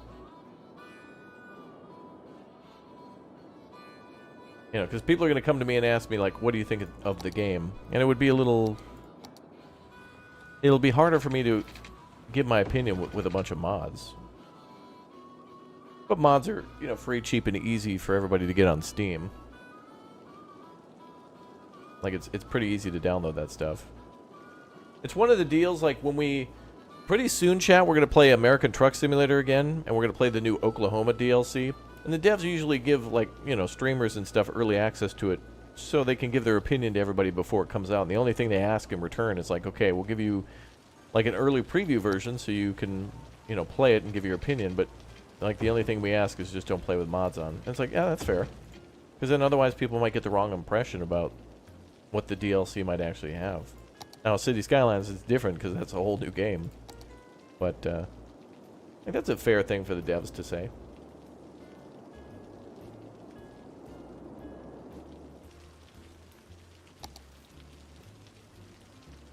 I like that. You think Brewpub Sim will get modded? I like that game. That was, I'm glad we did a stream on that. You guys didn't see it, Brewpub Simulator, like it's kind of like Gas Station Sim, but you own a bar. And it's kind of like weird and clunky. And so is Gas Station Sim, but like that's what makes it fun. It's just fun to play these business management games. In a way, I guess City Skylines is kind of like a business management game too. Like you got to provide a lot of services. I really want to play a game called Good Company with the Goof Troop, where you build like a factory and have to prepare all like the storage areas. And City Skylines has a lot of that too, where you're preparing all your where your industrial area is going to be. The new one will have, of course, the warehouse district too, where they want you to like not only make things but also store things, which is pretty cool. You have to manage a little bit on storage. Am I going to do another stream on Brewpub Sim? Yeah, I don't know. I want to. I do. I want to. No guarantees, though.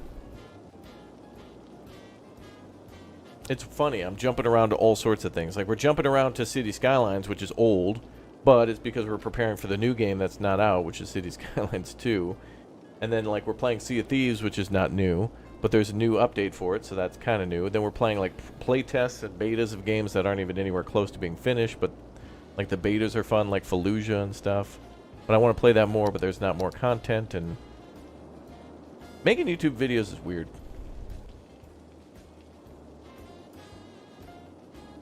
YouTube usually doesn't want you to play anything you want to play. You gotta play it because there's some reason. And making YouTube videos like going through customs or like a border patrol. What's your business here today? Uploading a YouTube video. Ho, ho, ho, ho, ho.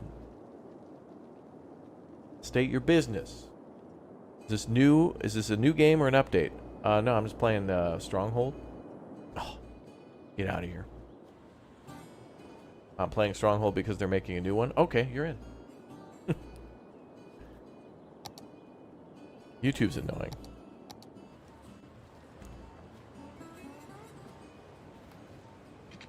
Generation Zero had the new content that we played with She-Fox. That was great.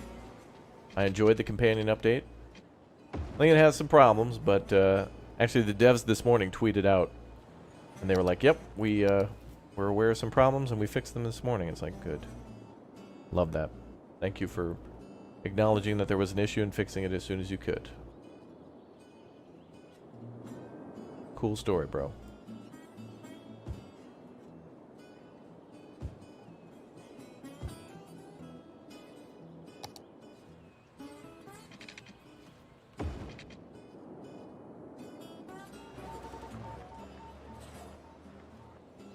Appreciate that.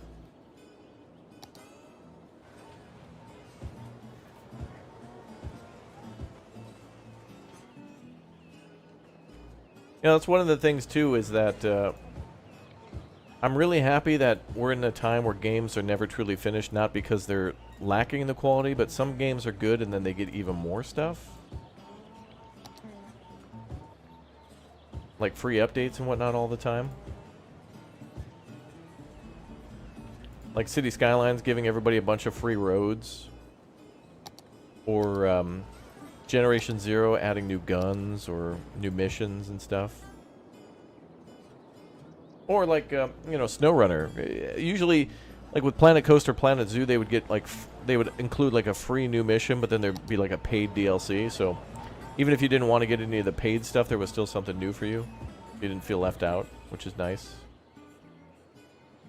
Hey, what's up, Zoxter? Welcome back, man. Cool.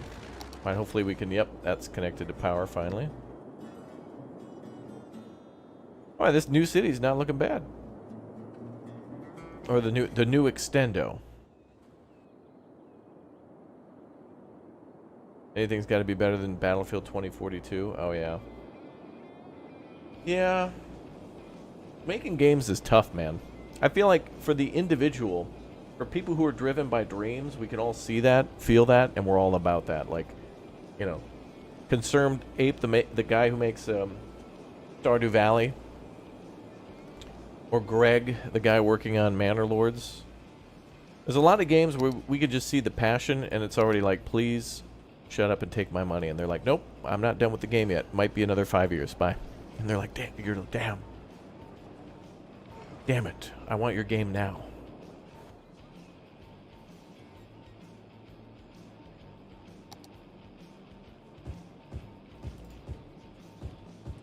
But you got to hand it to devs when they're making a passion project.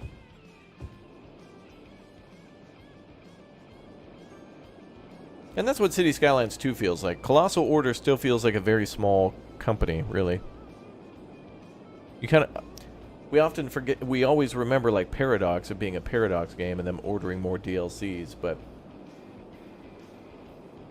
I feel like this is what we all wanted from SimCity 2013.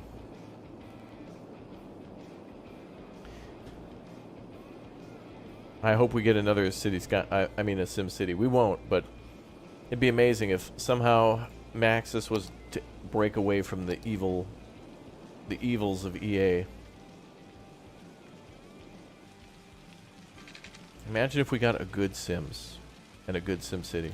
Imagine. A utopia we would live in.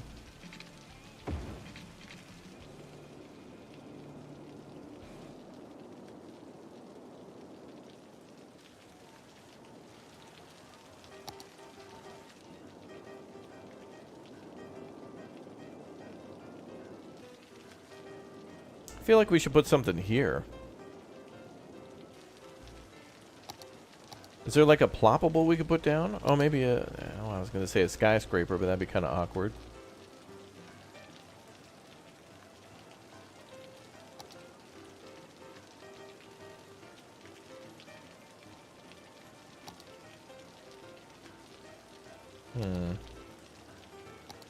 It'll be interesting. I don't know. Does anyone know if City Skylines 2 will have the... Oh, yeah, that's true. Maxis is shut down. But, yeah, does City Skylines 2 have... Do we know if it'll have scenarios? It'd be kind of cool to get the natural disaster scenarios.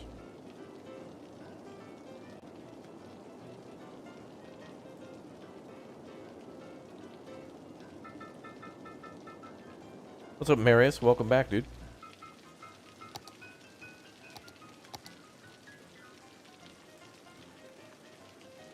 Oh, we got a temple. Oh, I forgot I had those.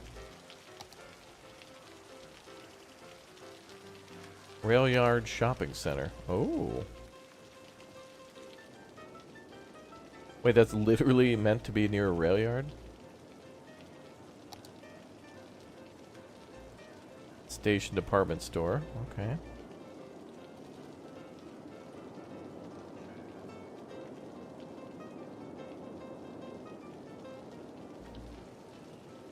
Of course, super noisy. Oh, we could put that here instead of the industrial stuff. Why not? Downtown hotel.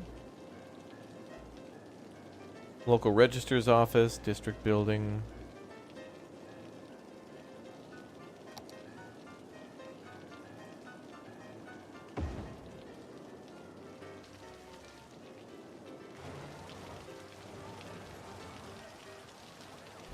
Well, that's cool.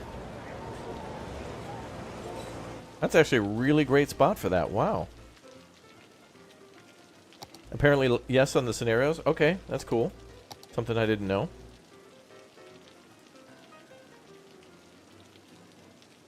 A resort hotel. A noodle restaurant. Oh my god, bruh. A ramen restaurant. Drive-in Oriental restaurant. Oriental market. Drive-in.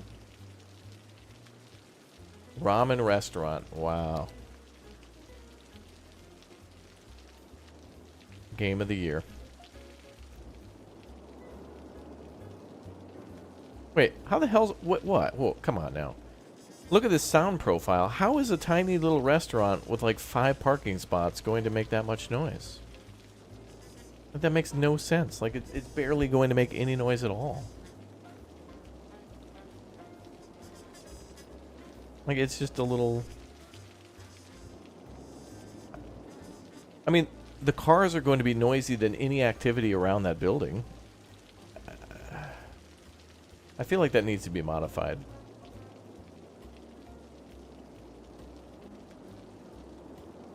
That's inaccurate, but it looks like it adds a lot of happiness, so... I'm going to plop it down here because it's a perfect fit.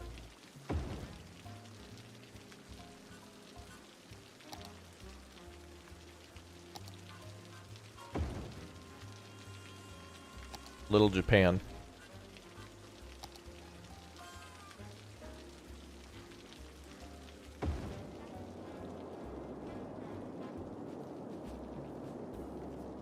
Oh, it looks like we can fit all those buildings along the rail line.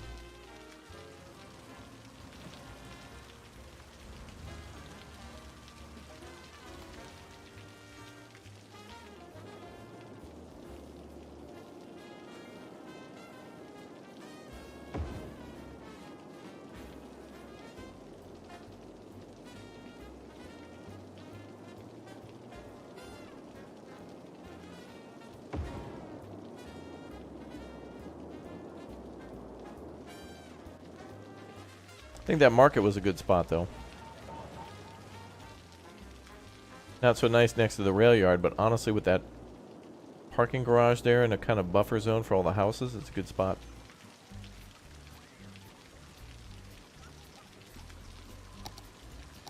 Plus, we'll build a little walkway there.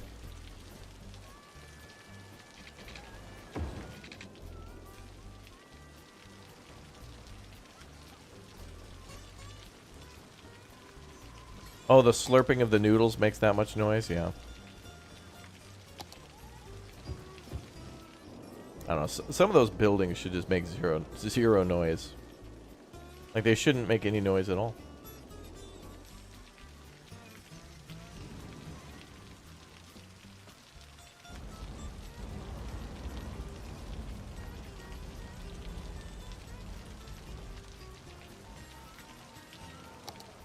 What else we got? Feeling like doing some more Japanese stuff here. Small office building. Okay.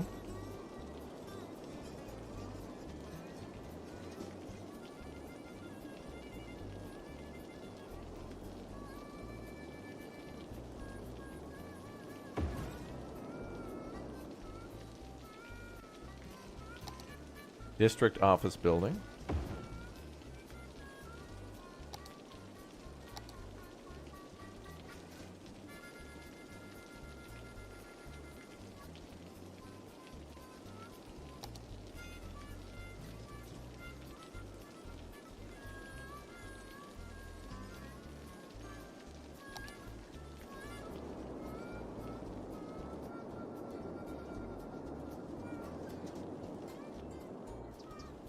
Looks like this part of town needs some fun too.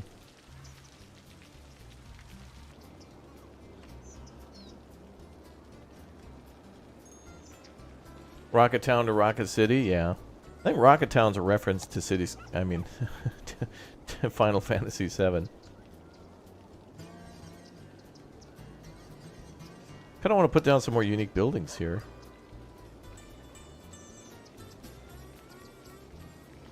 Something nice for these folks. Let's do more Japan.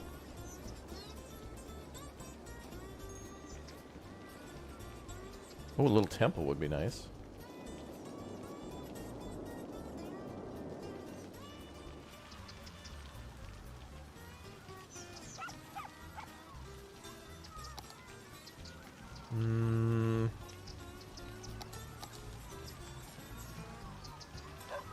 Shopping malls are just going to be noisy.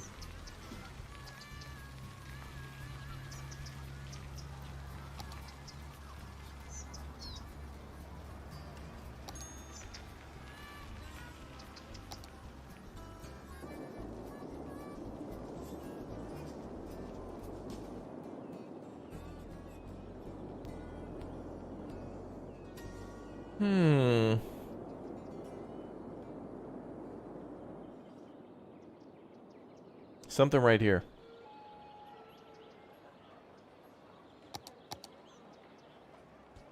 Wow, look at all the people taking that. Oh, wow. So many people on that pedestrian bridge. That's crazy cool.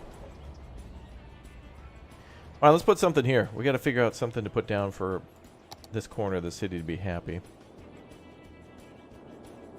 Could put down an office building. Starship Troopers Extermination. Yep, that's a good one.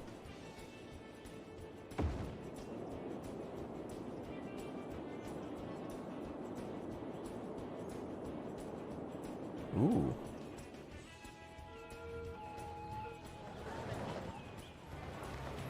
That's kind of a big O building, but it's like maybe 3 stories taller than I wish it were.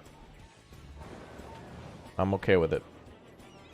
Especially if we can put something else nearby.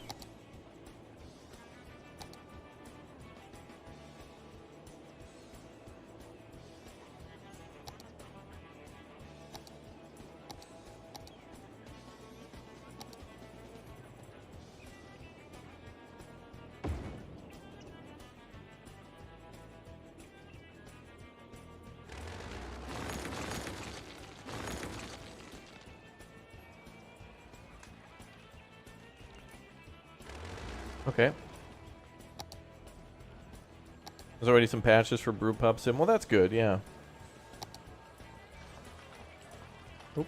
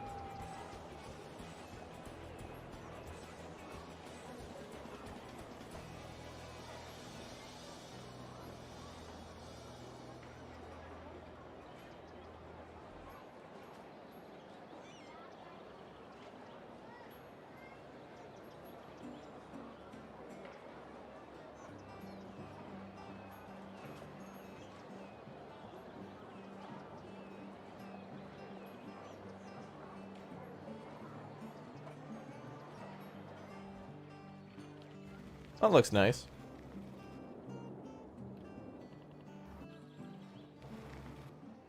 That'll do.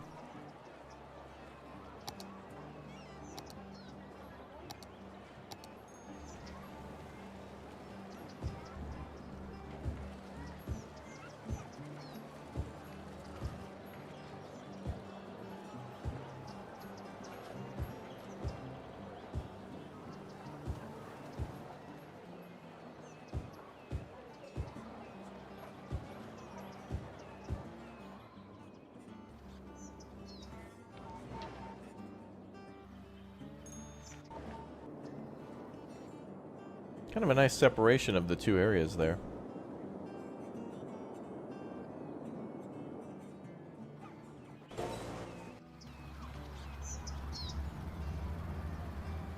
That is a massive building, but honestly, if we... This game kind of encourages you to spread them out, too, so you can, you know, all this orange sageness. You can't have everything... That's why it's hard. Like, I'd like to put an expo center and a mall and a aquarium all next to each other, because that would be good for them to have that increased foot traffic shared between them, but in the game, it's better to spread them out. Yeah, we're saving lots of money on landscaping, huh?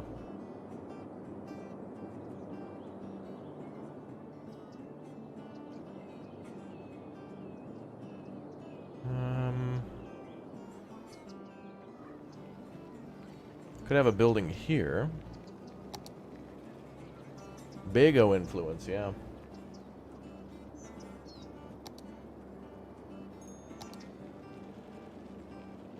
High tech and part of Korea.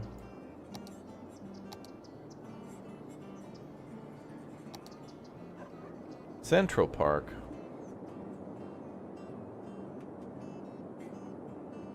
That's something we should put down here. I'm gonna put this down as a reminder to like move it later and to incorporate it into the city. That's nice. You got your amphitheater, little fountain.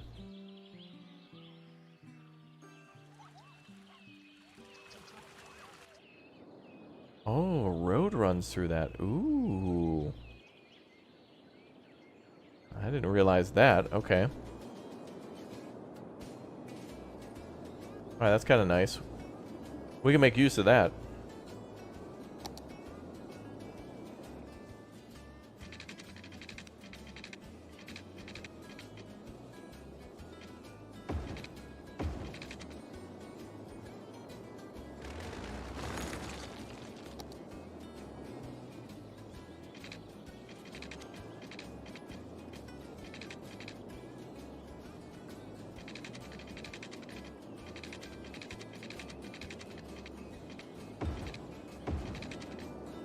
Now we'll figure that out later. But that's good. All right, what else we got? Theater of Wonders, Sparkly Unicorn.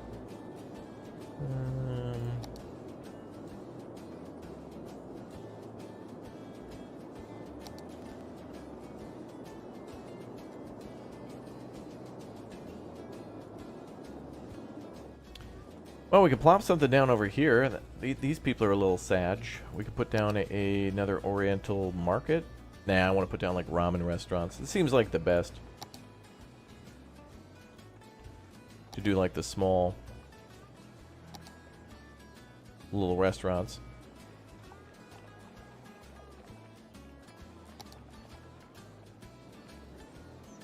Yeah, I like it in the new game how we're going to have to worry more about like infrastructure that goes beyond... Like, a lot more of our city will be designed around city services, like the, like, storage of power and stuff like that. That's pretty neat. So instead of just putting down the coal power plant in the corner and then ignoring it forever, and then maybe building another one and switching to nuclear, can't really get away with that anymore. I like it. A noodle restaurant.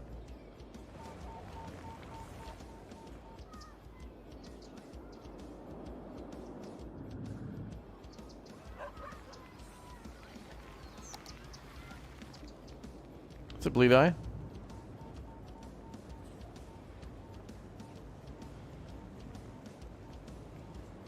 Did the devs mention anything about homelessness? No, today's episode was about power and water. I'm not sure what would be the right time to talk about that. What category they plan to cover?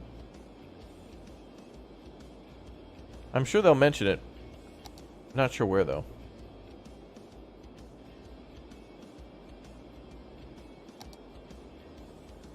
Good question.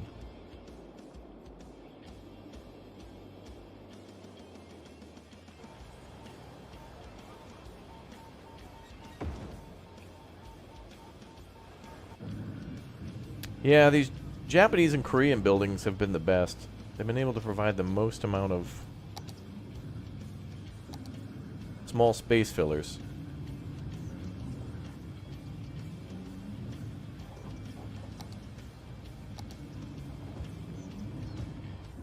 Cool. Alright, let's see if that makes people happy. Oh boy, an office. An office pog. Now we need to put something up here too. Hey Levi, thanks for the 2. Gotta get your brand out. Any merch? Yep, exclamation point merch. There is some new merch in there. Good stuff too. Take a look at that link.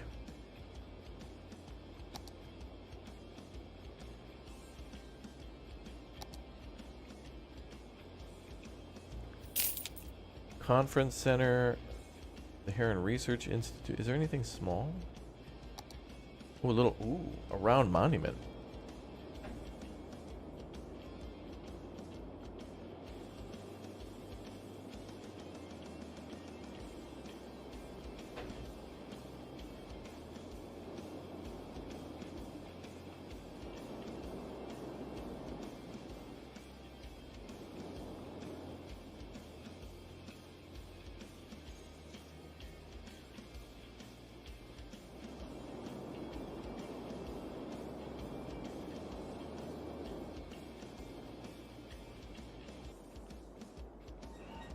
Let's put down a little square or something.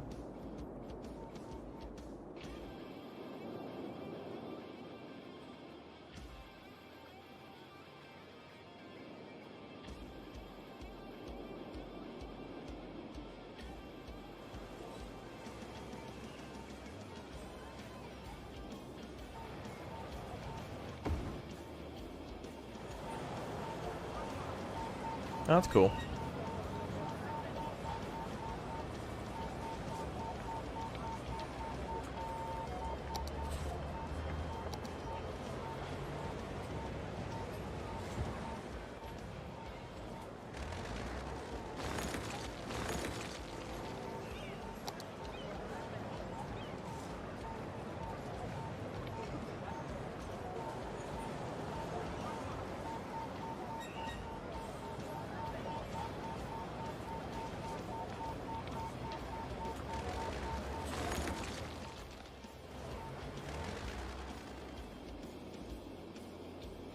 Trying to get that happiness up.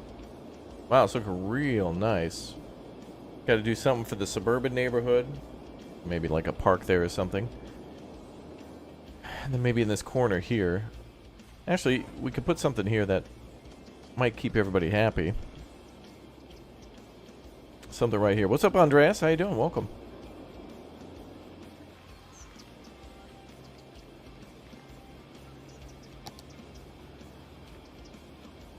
Alright, we'll put down something from Africa. Well, let's do another shopping mall thing. Maybe that'll be nice. Or just a community baseball field. Ooh.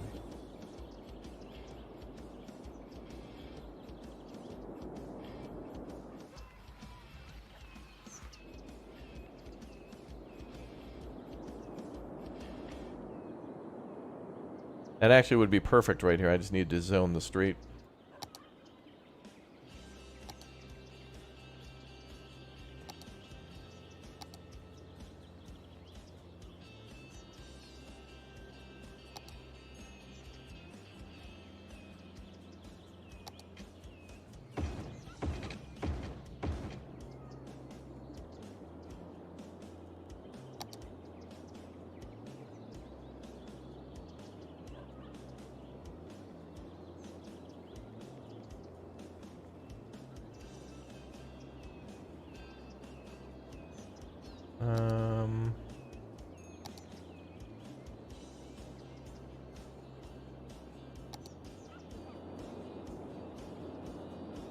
Ooh, that'd be really good. Yep.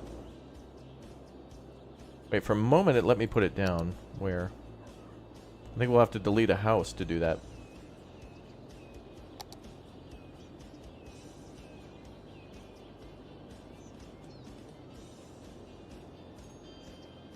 Yeah.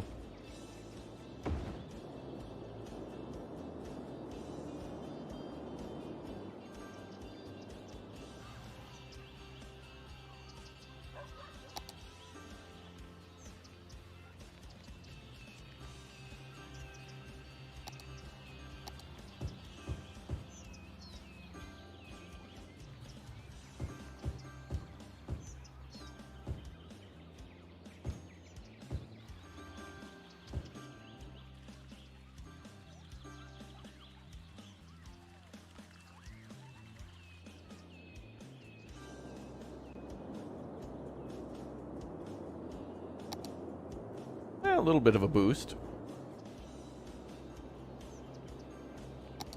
Yeah, it's pretty cool. This is a good one. The sports venue thing is really nice because it adds not just like the Big O stadiums, but also like some local community stuff too.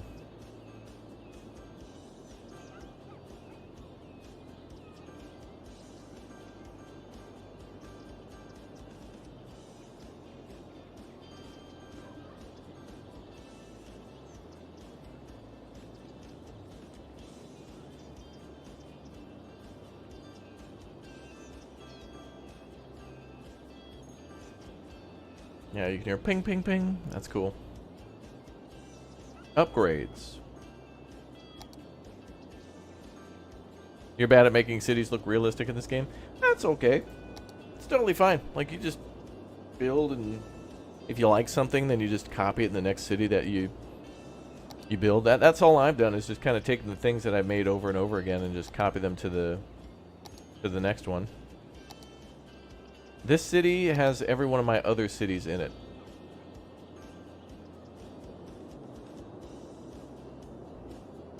That's just kind of how it goes.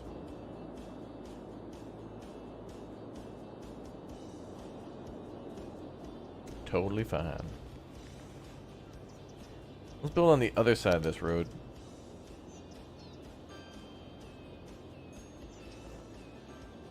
Yo, Key, thanks for the 8 months as a Raptor Egg. Appreciate you supporting the channel.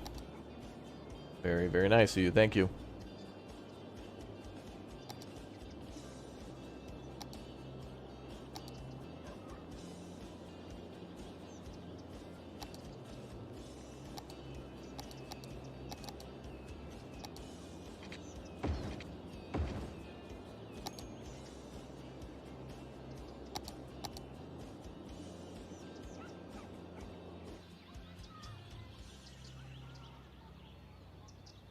New member, welcome.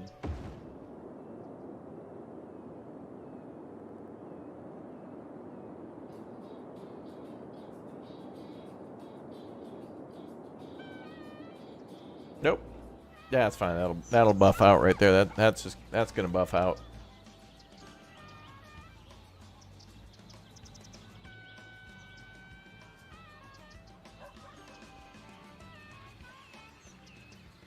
Kind of reminds me of some of the things that were available in SimCity 4 as well. I do like how SimCity 4 had these smaller parks available, and I'm kind of shocked that City Skylines didn't have that at the start, where it was like tennis and basketball or whatever. But I can't believe there wasn't just like an American baseball field or like a small soccer field or something like that. It feels like it was just missing and not added until way later with the sports venues, and that was like at the end. Forever later.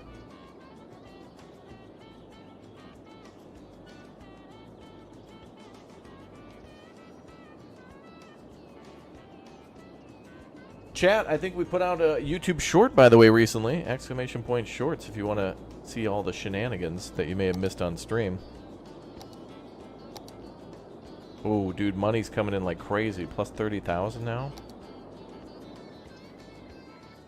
I want to put something here. Another sports venue would be good, but anything other than the soccer field's a little too much.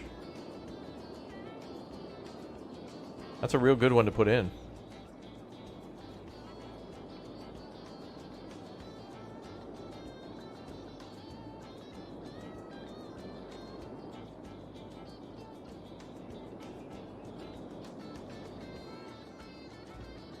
Yeah, damn though.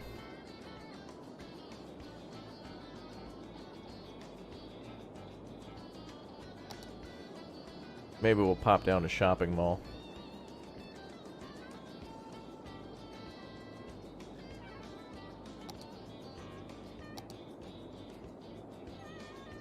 A roadside diner.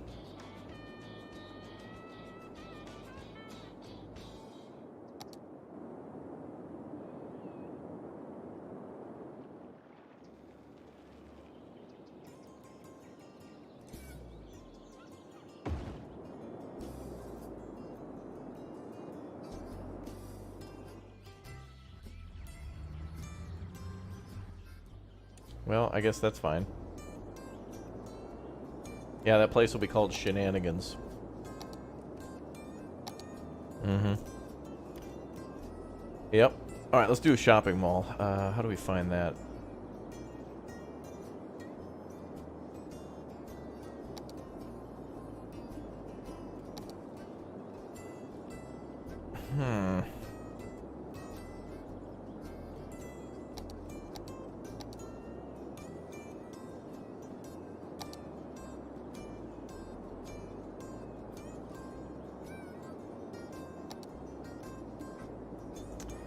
I think we can only put down like these little strip malls.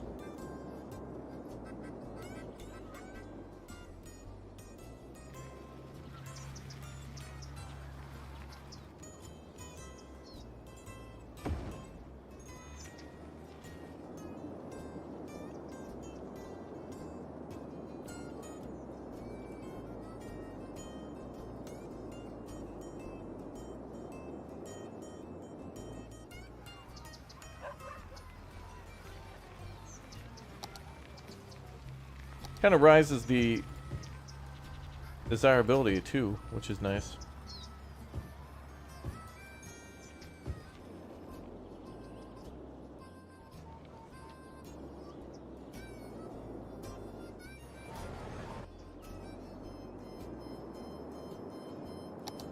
Wow, we almost got every spot looking good. So down here and there. We just plop down another strip mall.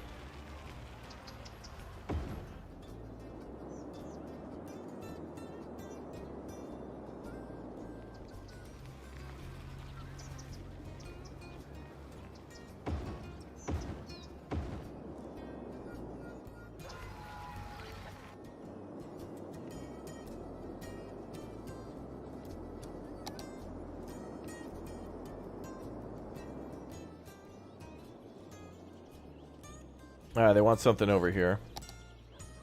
Train tracks nearby. We could go with another sports venue. Something small.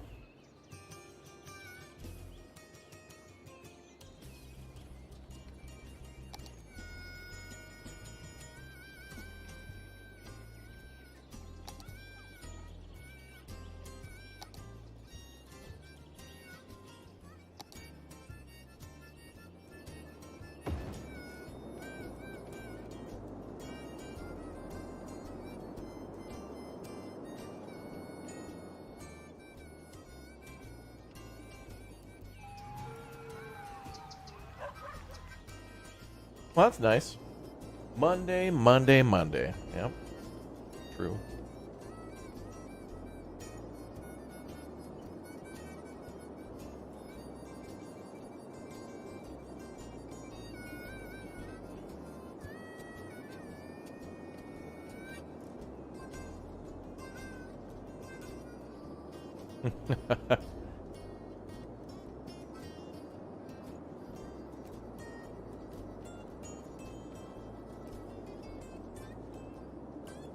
Monday, Monday, Monday.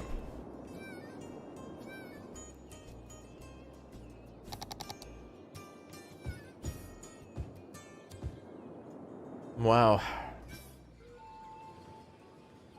Not bad for a newbie modded city, really. And it's actually, traffic's actually flowing for the most part. We know this area is garbage, though, but, you know, one day. Look, when City Skylines 4 comes out, we'll think about maybe talking about fixing that problem. Note to self, build a toll road.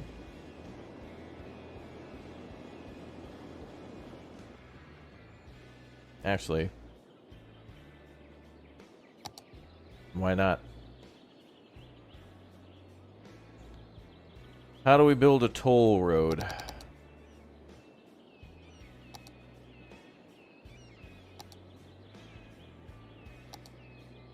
Oh boy.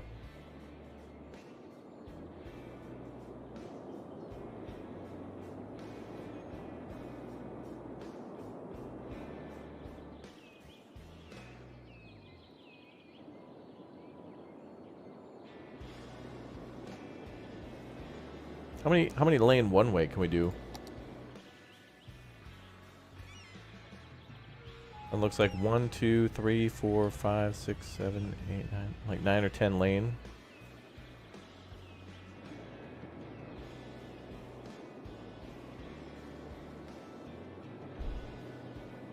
We're gonna become trillionaires. You understand?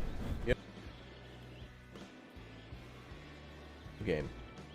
We're gonna be able to buy City Skylines 2 for everybody with the toll booth money. Hey, what's up, Northeast Comic Con? How you doing? All right, we're redoing it.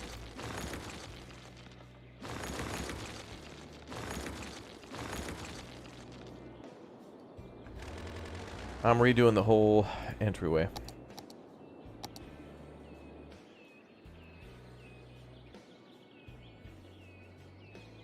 So that's the one way coming in.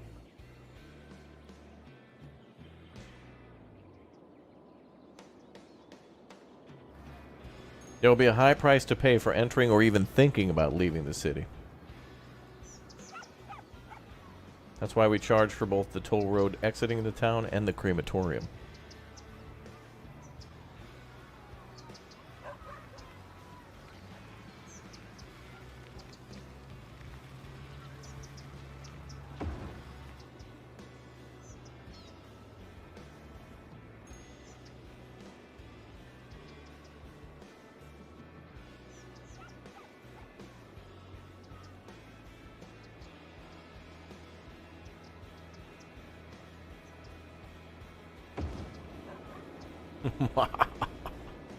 Good. Forget the roundabouts.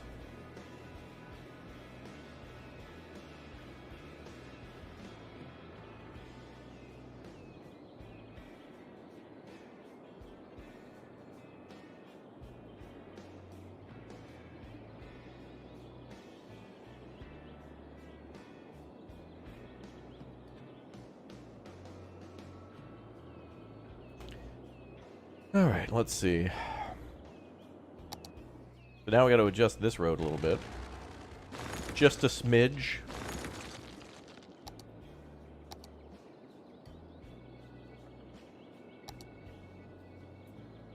Was that a 3-lane? Yeah, we'll make this a 3-lane.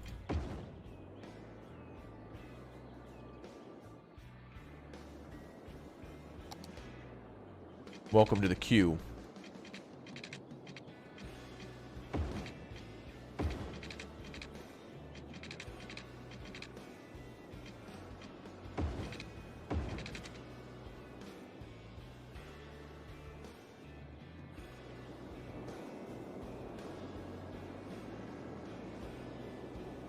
Okay.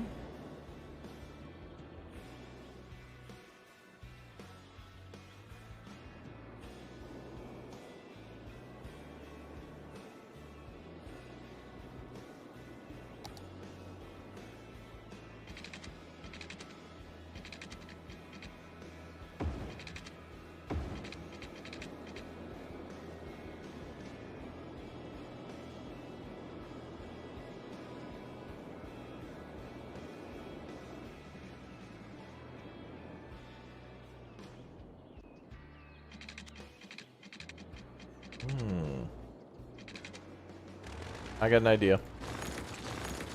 Chat, stand back. I got an idea.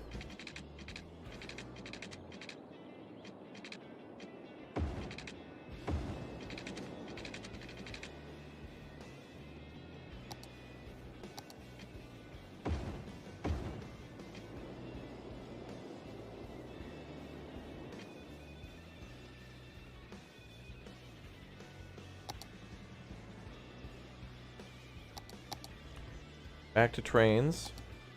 Oh yeah, there we go.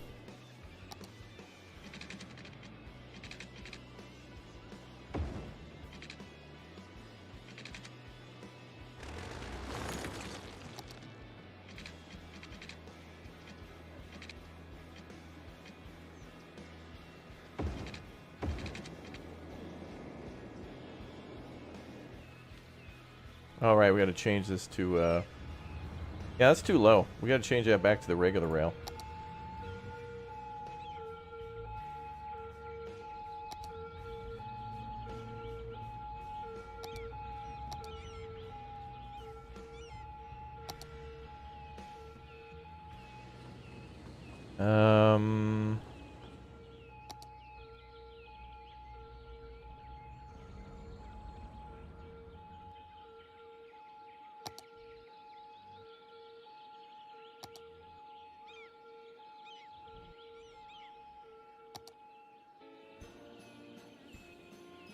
I mean, we could keep using these.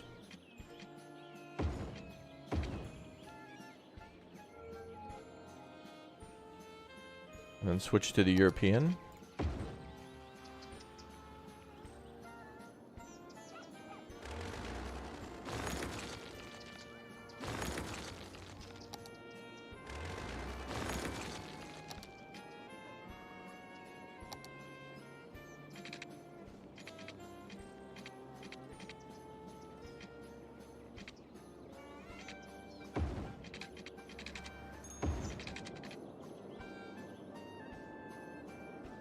Yeah, that's fine enough for now. Oh, it's gonna be a mess. All right, let's turn on the city ordinances for.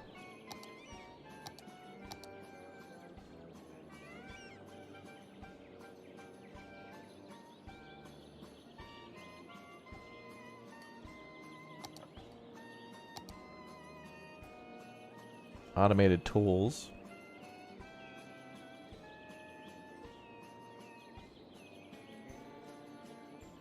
Wow, chat, we like started this with like 8 million. We're down to like 4. We got to start making money again.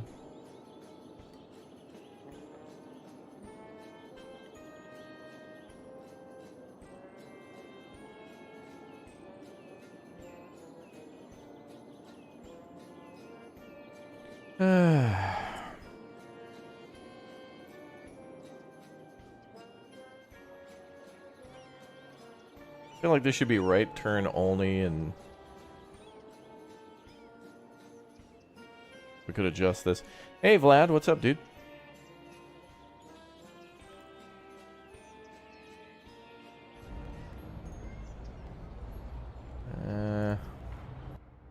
I'll mess with it later.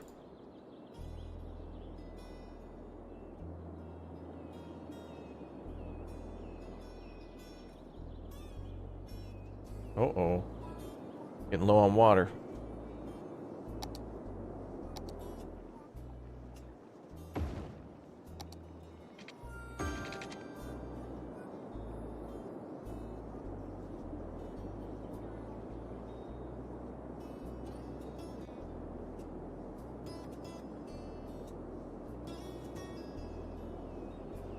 Garbage processing still... Wow, we built another set of plants and it's still not enough.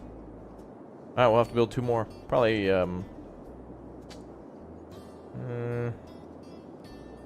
probably up here somewhere. Oh my god.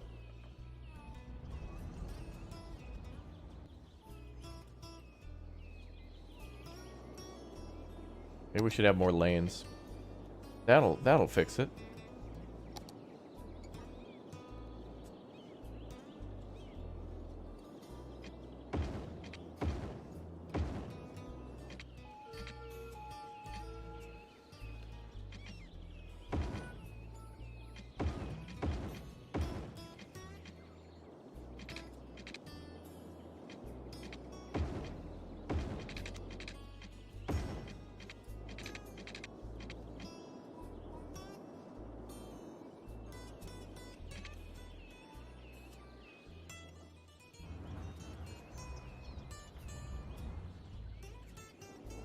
Mm-hmm. Yeah, 10 lanes, that, you know, just for starters, and then we'll upgrade to 20, 30 lanes maybe in the next couple of years, you know. We could add 2 or 3 trains, but that would make sense. You know what I mean? Dollars.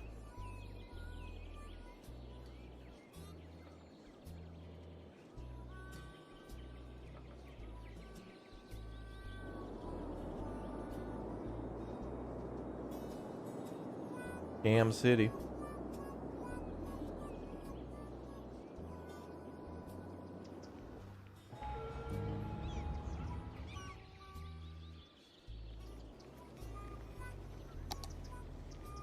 We could probably get away with going 2 lane, right?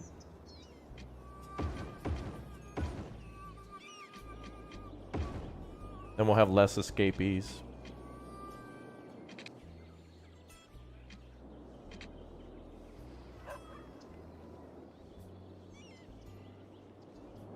Wow, that actually...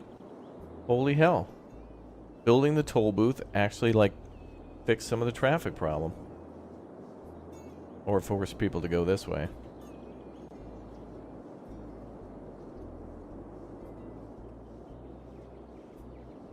Yeah, they could bypass the poles this way. But this might be okay. Like, this would encourage them to go this way because we do have a road here that I kind of want them to take. And we could just do a one-way loop all the way around here.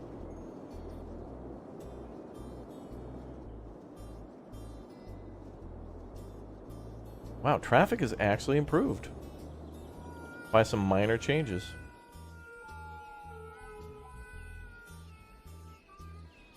I didn't really think about how the toll booth not only is a point for money, which is okay and all, but it actually is better than just building a roundabout. But because you can really slow down the traffic and then separate the lanes like that. Like, we have waves of cars coming in, but then they all slow down and have to split into separate lanes and remerge. Not perfect by any means, but it's good.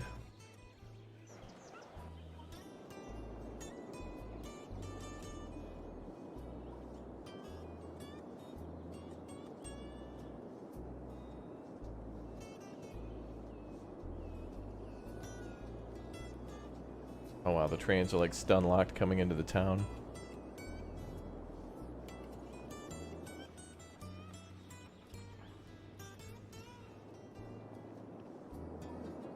What's up, Milkman? Hey, Tan, how's it going? Oh, Tan, we're going to have to talk about some required shorts. I'm going to need you or Screech to work on. They're going to be bonus points. I know you're already doing a lot of them. Which, by the way, some just went up today, Tan. I've scheduled one. Well, one's already out. That was scheduled for today. And another one for later today. You're at work working? I hope you're enjoying your day. You watched it? Yeah, cool. I like our shorts. The shoes. Yeah, oh my god, shoes.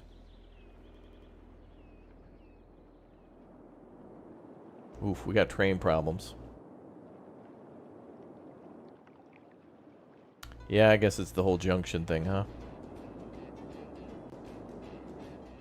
The problem is we only have like one connection going out. Wait.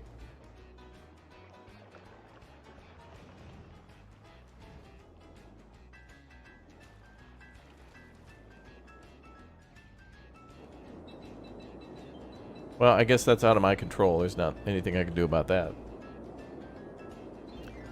Outside the city.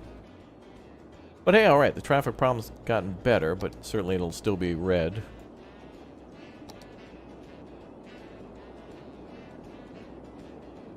Ooh, not bad. Not bad. Not bad. Well, thank you, Tan.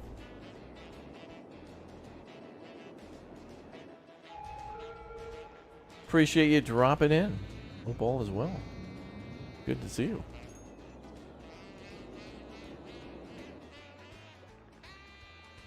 Yeah, our trains are like at max capacity too. There's not much I can do about the out-of-the-world connection. Damn. Alright, so the farm needs a little love. Gotta figure out the farm connection. I don't know. Not everything has to be 100%. I mean, what are we gonna do? Can't work miracles.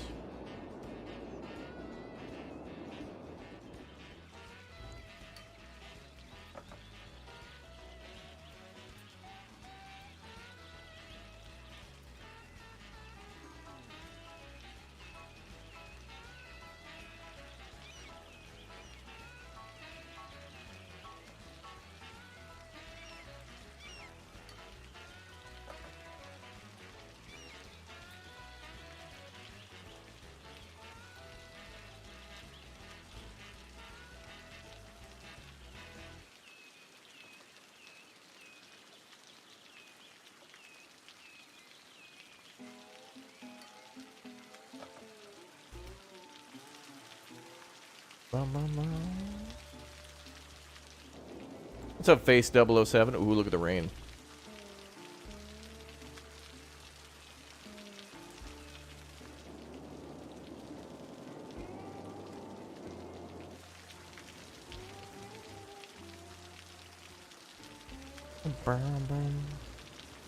See, this is the confusing part about the new game, too, is that we're going to have to research the quote-unquote Grand Bridge, and I think that's just kind of a bottleneck. I feel like you should be able to build mostly whatever you want in the city.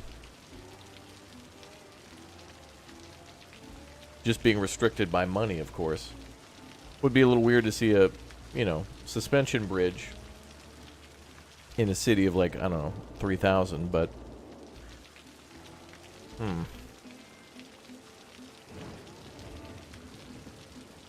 Ugh. If the world was ending, what song would you play? Probably... something like that, yeah. Oh.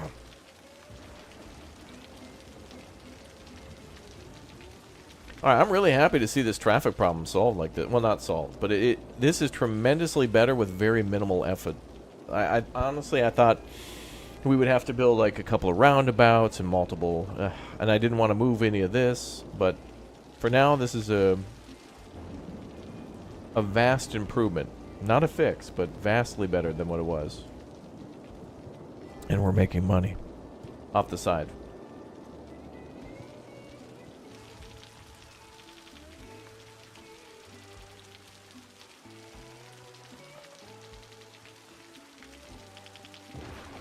We can double the prices.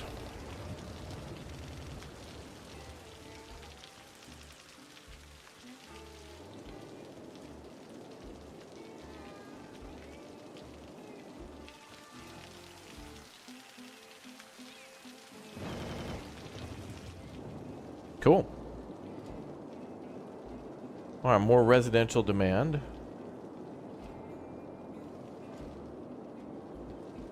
I swear, our top expense has got to be that university. We went from like 8 million to 4 million.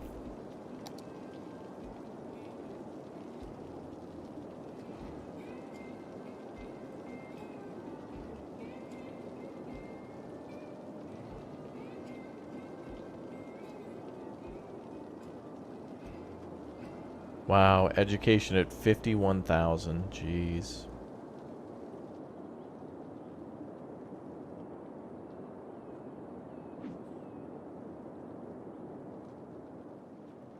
I think we gotta reduce the university budget. I mean...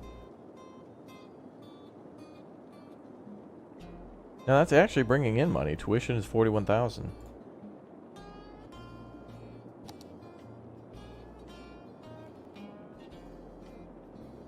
Campus attractiveness, if we get up to 1,800, then we will have Anno 1,800. Anno.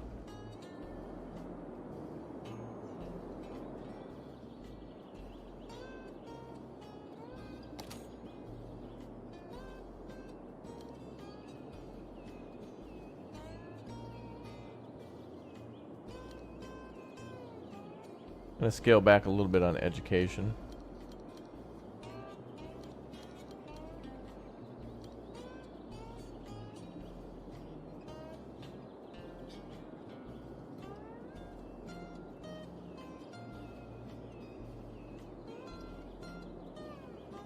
I don't mind all the, yeah, all the mass transit budgets are good.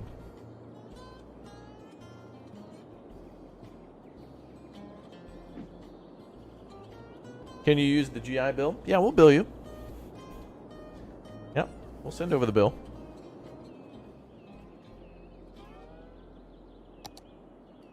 Premium next day air on scented paper, and that'll be an additional cost.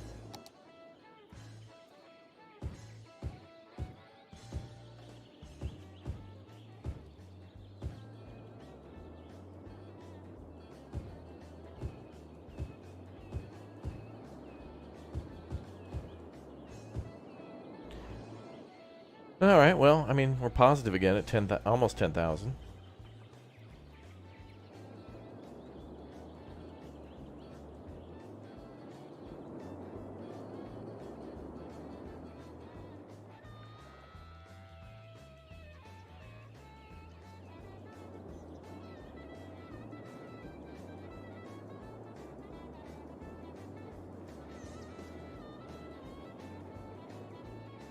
And right now, everybody has to use the toll booth, so I don't think there's a single car that can get in without... Oh, actually, this is the only bypass away from the toll booth, and barely anybody's taking it, so...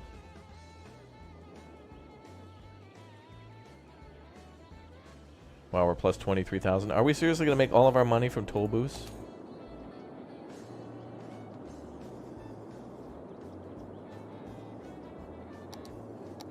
How do we see how much the toll booths are making us?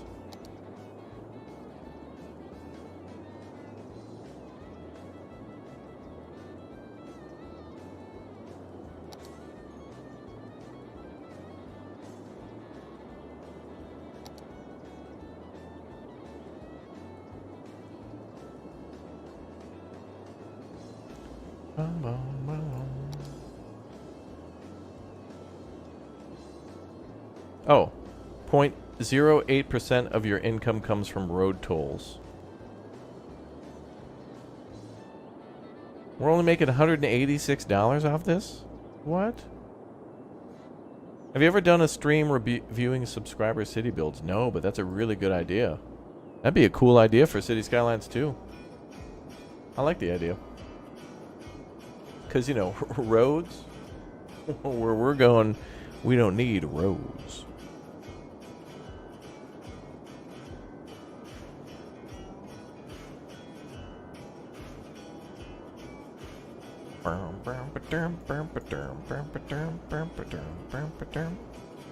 Good music. Tolls, where we're going, we don't need tolls.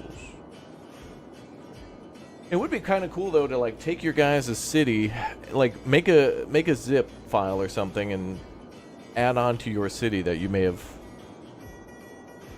You know, the requirement will have to be like you got to have a city over like 30,000 or something just to make it interesting, like a big enough city to where I can go in and then maybe modify some stuff and then send the file back to you. That'd be kind of cool.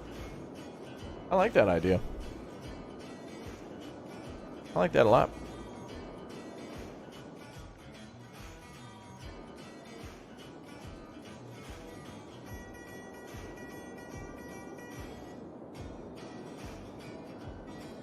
Can't believe we're only like making $186 off that. It's fine though. Gotta be other ways to make money. How are we doing on the happiness now? Wow, not bad. The only area that needs a little work is right down, like, down here. Maybe we could put something out here? Like that, that one monument? That water thing?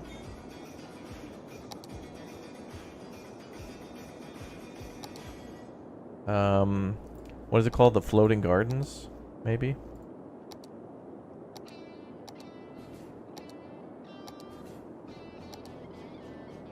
Oh, that provides such a small little... Oh, that's so silly.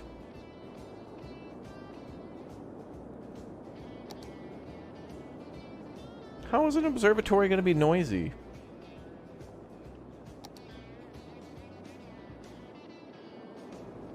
Or a grand library. You know, You guys know how notoriously loud libraries are. Jeez.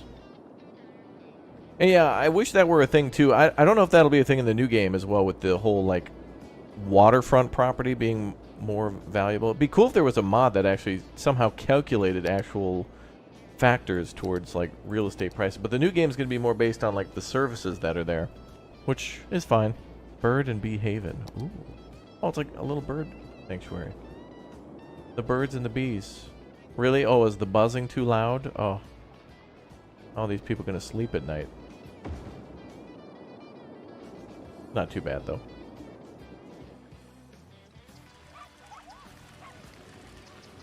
It's literally a place for birds and for bees, and it's too loud. It's not that bad. Just makes a little noise. I'm trying to just use things that I've never used before. Oh, the Meteorite Park.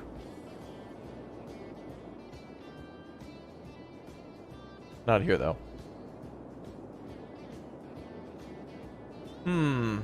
So now, alright, so going back to everything we found out today about City Skylines 2 and about the whole power plant thing, I'm really excited to see how that's going to make you treat each little district as kind of its own city. Because, like, it really feels like more than ever, you can actually create a district that has its own power, its own water, its own services. Maybe they'll be interconnected, but it's kind of cool that you could build a district that's like, you know, you could build the big city district with all the police stations and stuff and fire departments and hospital. And then, of course, you can have quieter districts that don't have those services near them. But with the right connection of a highway, they can easily get access to those things that they need.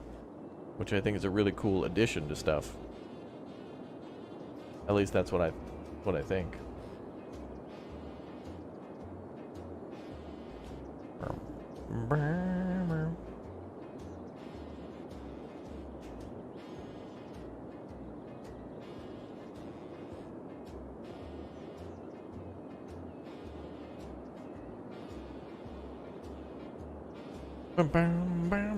Dude, alright, we inadvertently solved our traffic problems today. Love it. Love it, love it.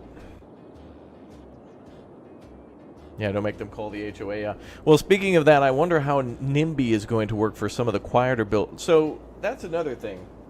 With the whole NIMBY, noisy buildings that people might not want to live next to, obviously the coal power plant, I wouldn't want to live next to one either. Windmill, I wouldn't really mind that as much, but I wonder how some of the other buildings, like the batteries, like, are the batteries really going to make that much noise? Are people going to really care? Like, every business, every industry, every building's going to have cars coming in and out, so they're going to have noise. But it doesn't seem like it'll be a big deal. It shouldn't be a big deal.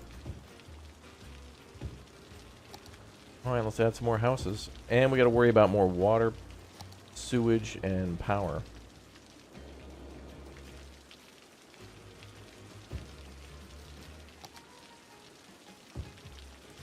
Hey, what's up, Seth? Welcome back. Yeah, but I'm really happy at least that the developers are finally putting in, like, something besides... You know, City Skylines is very much build a power plant away from the city and then kind of hide it.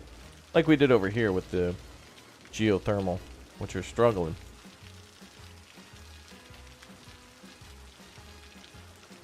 Looks like they need a police department. And really, they're literally living next to a trash depot. Let me put a little security station here. Actually, wait.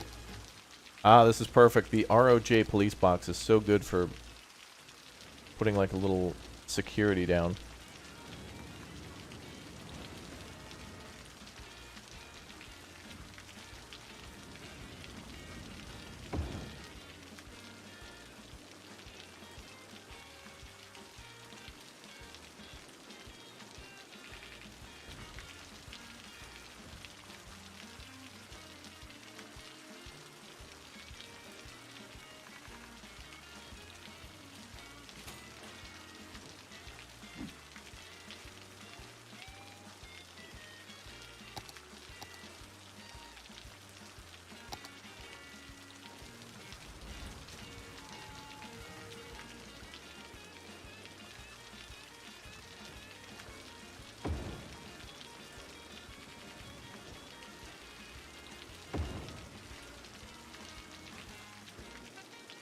I don't know.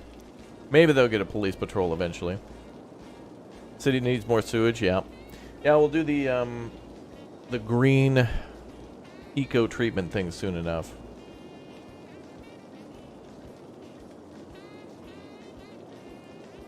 That'll be nice.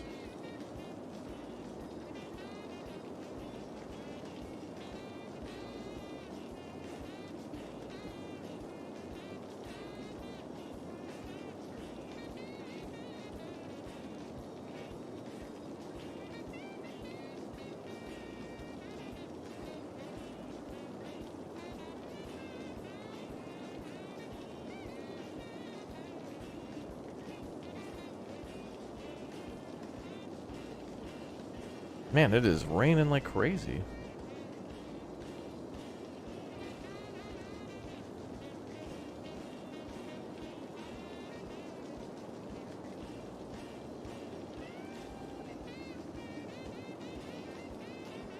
Yeah, I always found that weird when there's crimes like at the, at a place where 3 people work. Like you'll have a ramen noodle shop. And it's like, dude, serious crime at the ramen shop. It's like, wait, is Yakuza? What's going on? What's the problem? Anyway, yeah, I don't know. I don't know how they're going to get stuff, but whatever. What's going on with the trains? It looks like there's some out-of-city connection problems. If I restart the game, they won't be locked up anymore. The game's kind of just spawning too many. We have lots of trains going in and out of the city. Too much for the game, I think. I think is silly. Road. Yeah, roads fixed. Roads. We're going. We don't need roads. All right, cool. All right, chat, that's going to be it for City Skylines 2 and City Skylines Today. As we've been doing over the last month, we've been taking, well, it feels like the last month, we've been taking a look at all the new featurettes and developer insights for City Skylines on all things roads, power, city services, signature buildings, and more. And we'll come back tomorrow with a video on everything that we've learned today. There's a dev blog out and a new video for City Skylines, if you missed it, for City Skylines 2, featuring more gameplay mechanics for electricity and for water and sewage, which is really interesting. But I'll put up a brief video tomorrow, about 30 minutes or so, talking about all this stuff, and it's really exciting to share. So we'll take a look at more of that tomorrow, and then again on Thursday we'll have a live stream just like today. So smash like, everybody hit that like button. Let me know you want to see more City Skylines 2 and that you're excited, and I'll see you all in a little bit for our next stream of probably Sea of Thieves with Bradford. Maybe She-Fox will come around. And then later tonight we'll do some SWAT and lots of cool stuff. So check the schedule, exclamation point schedule, or it's just linked in the description of every video or live stream. So anyway, I'll see you all in a bit for our next Big O stream. Thank you very much for watching. Thanks for the non-stop, won't stop, don't stop support. And thank you very much for watching. See you all ASAP.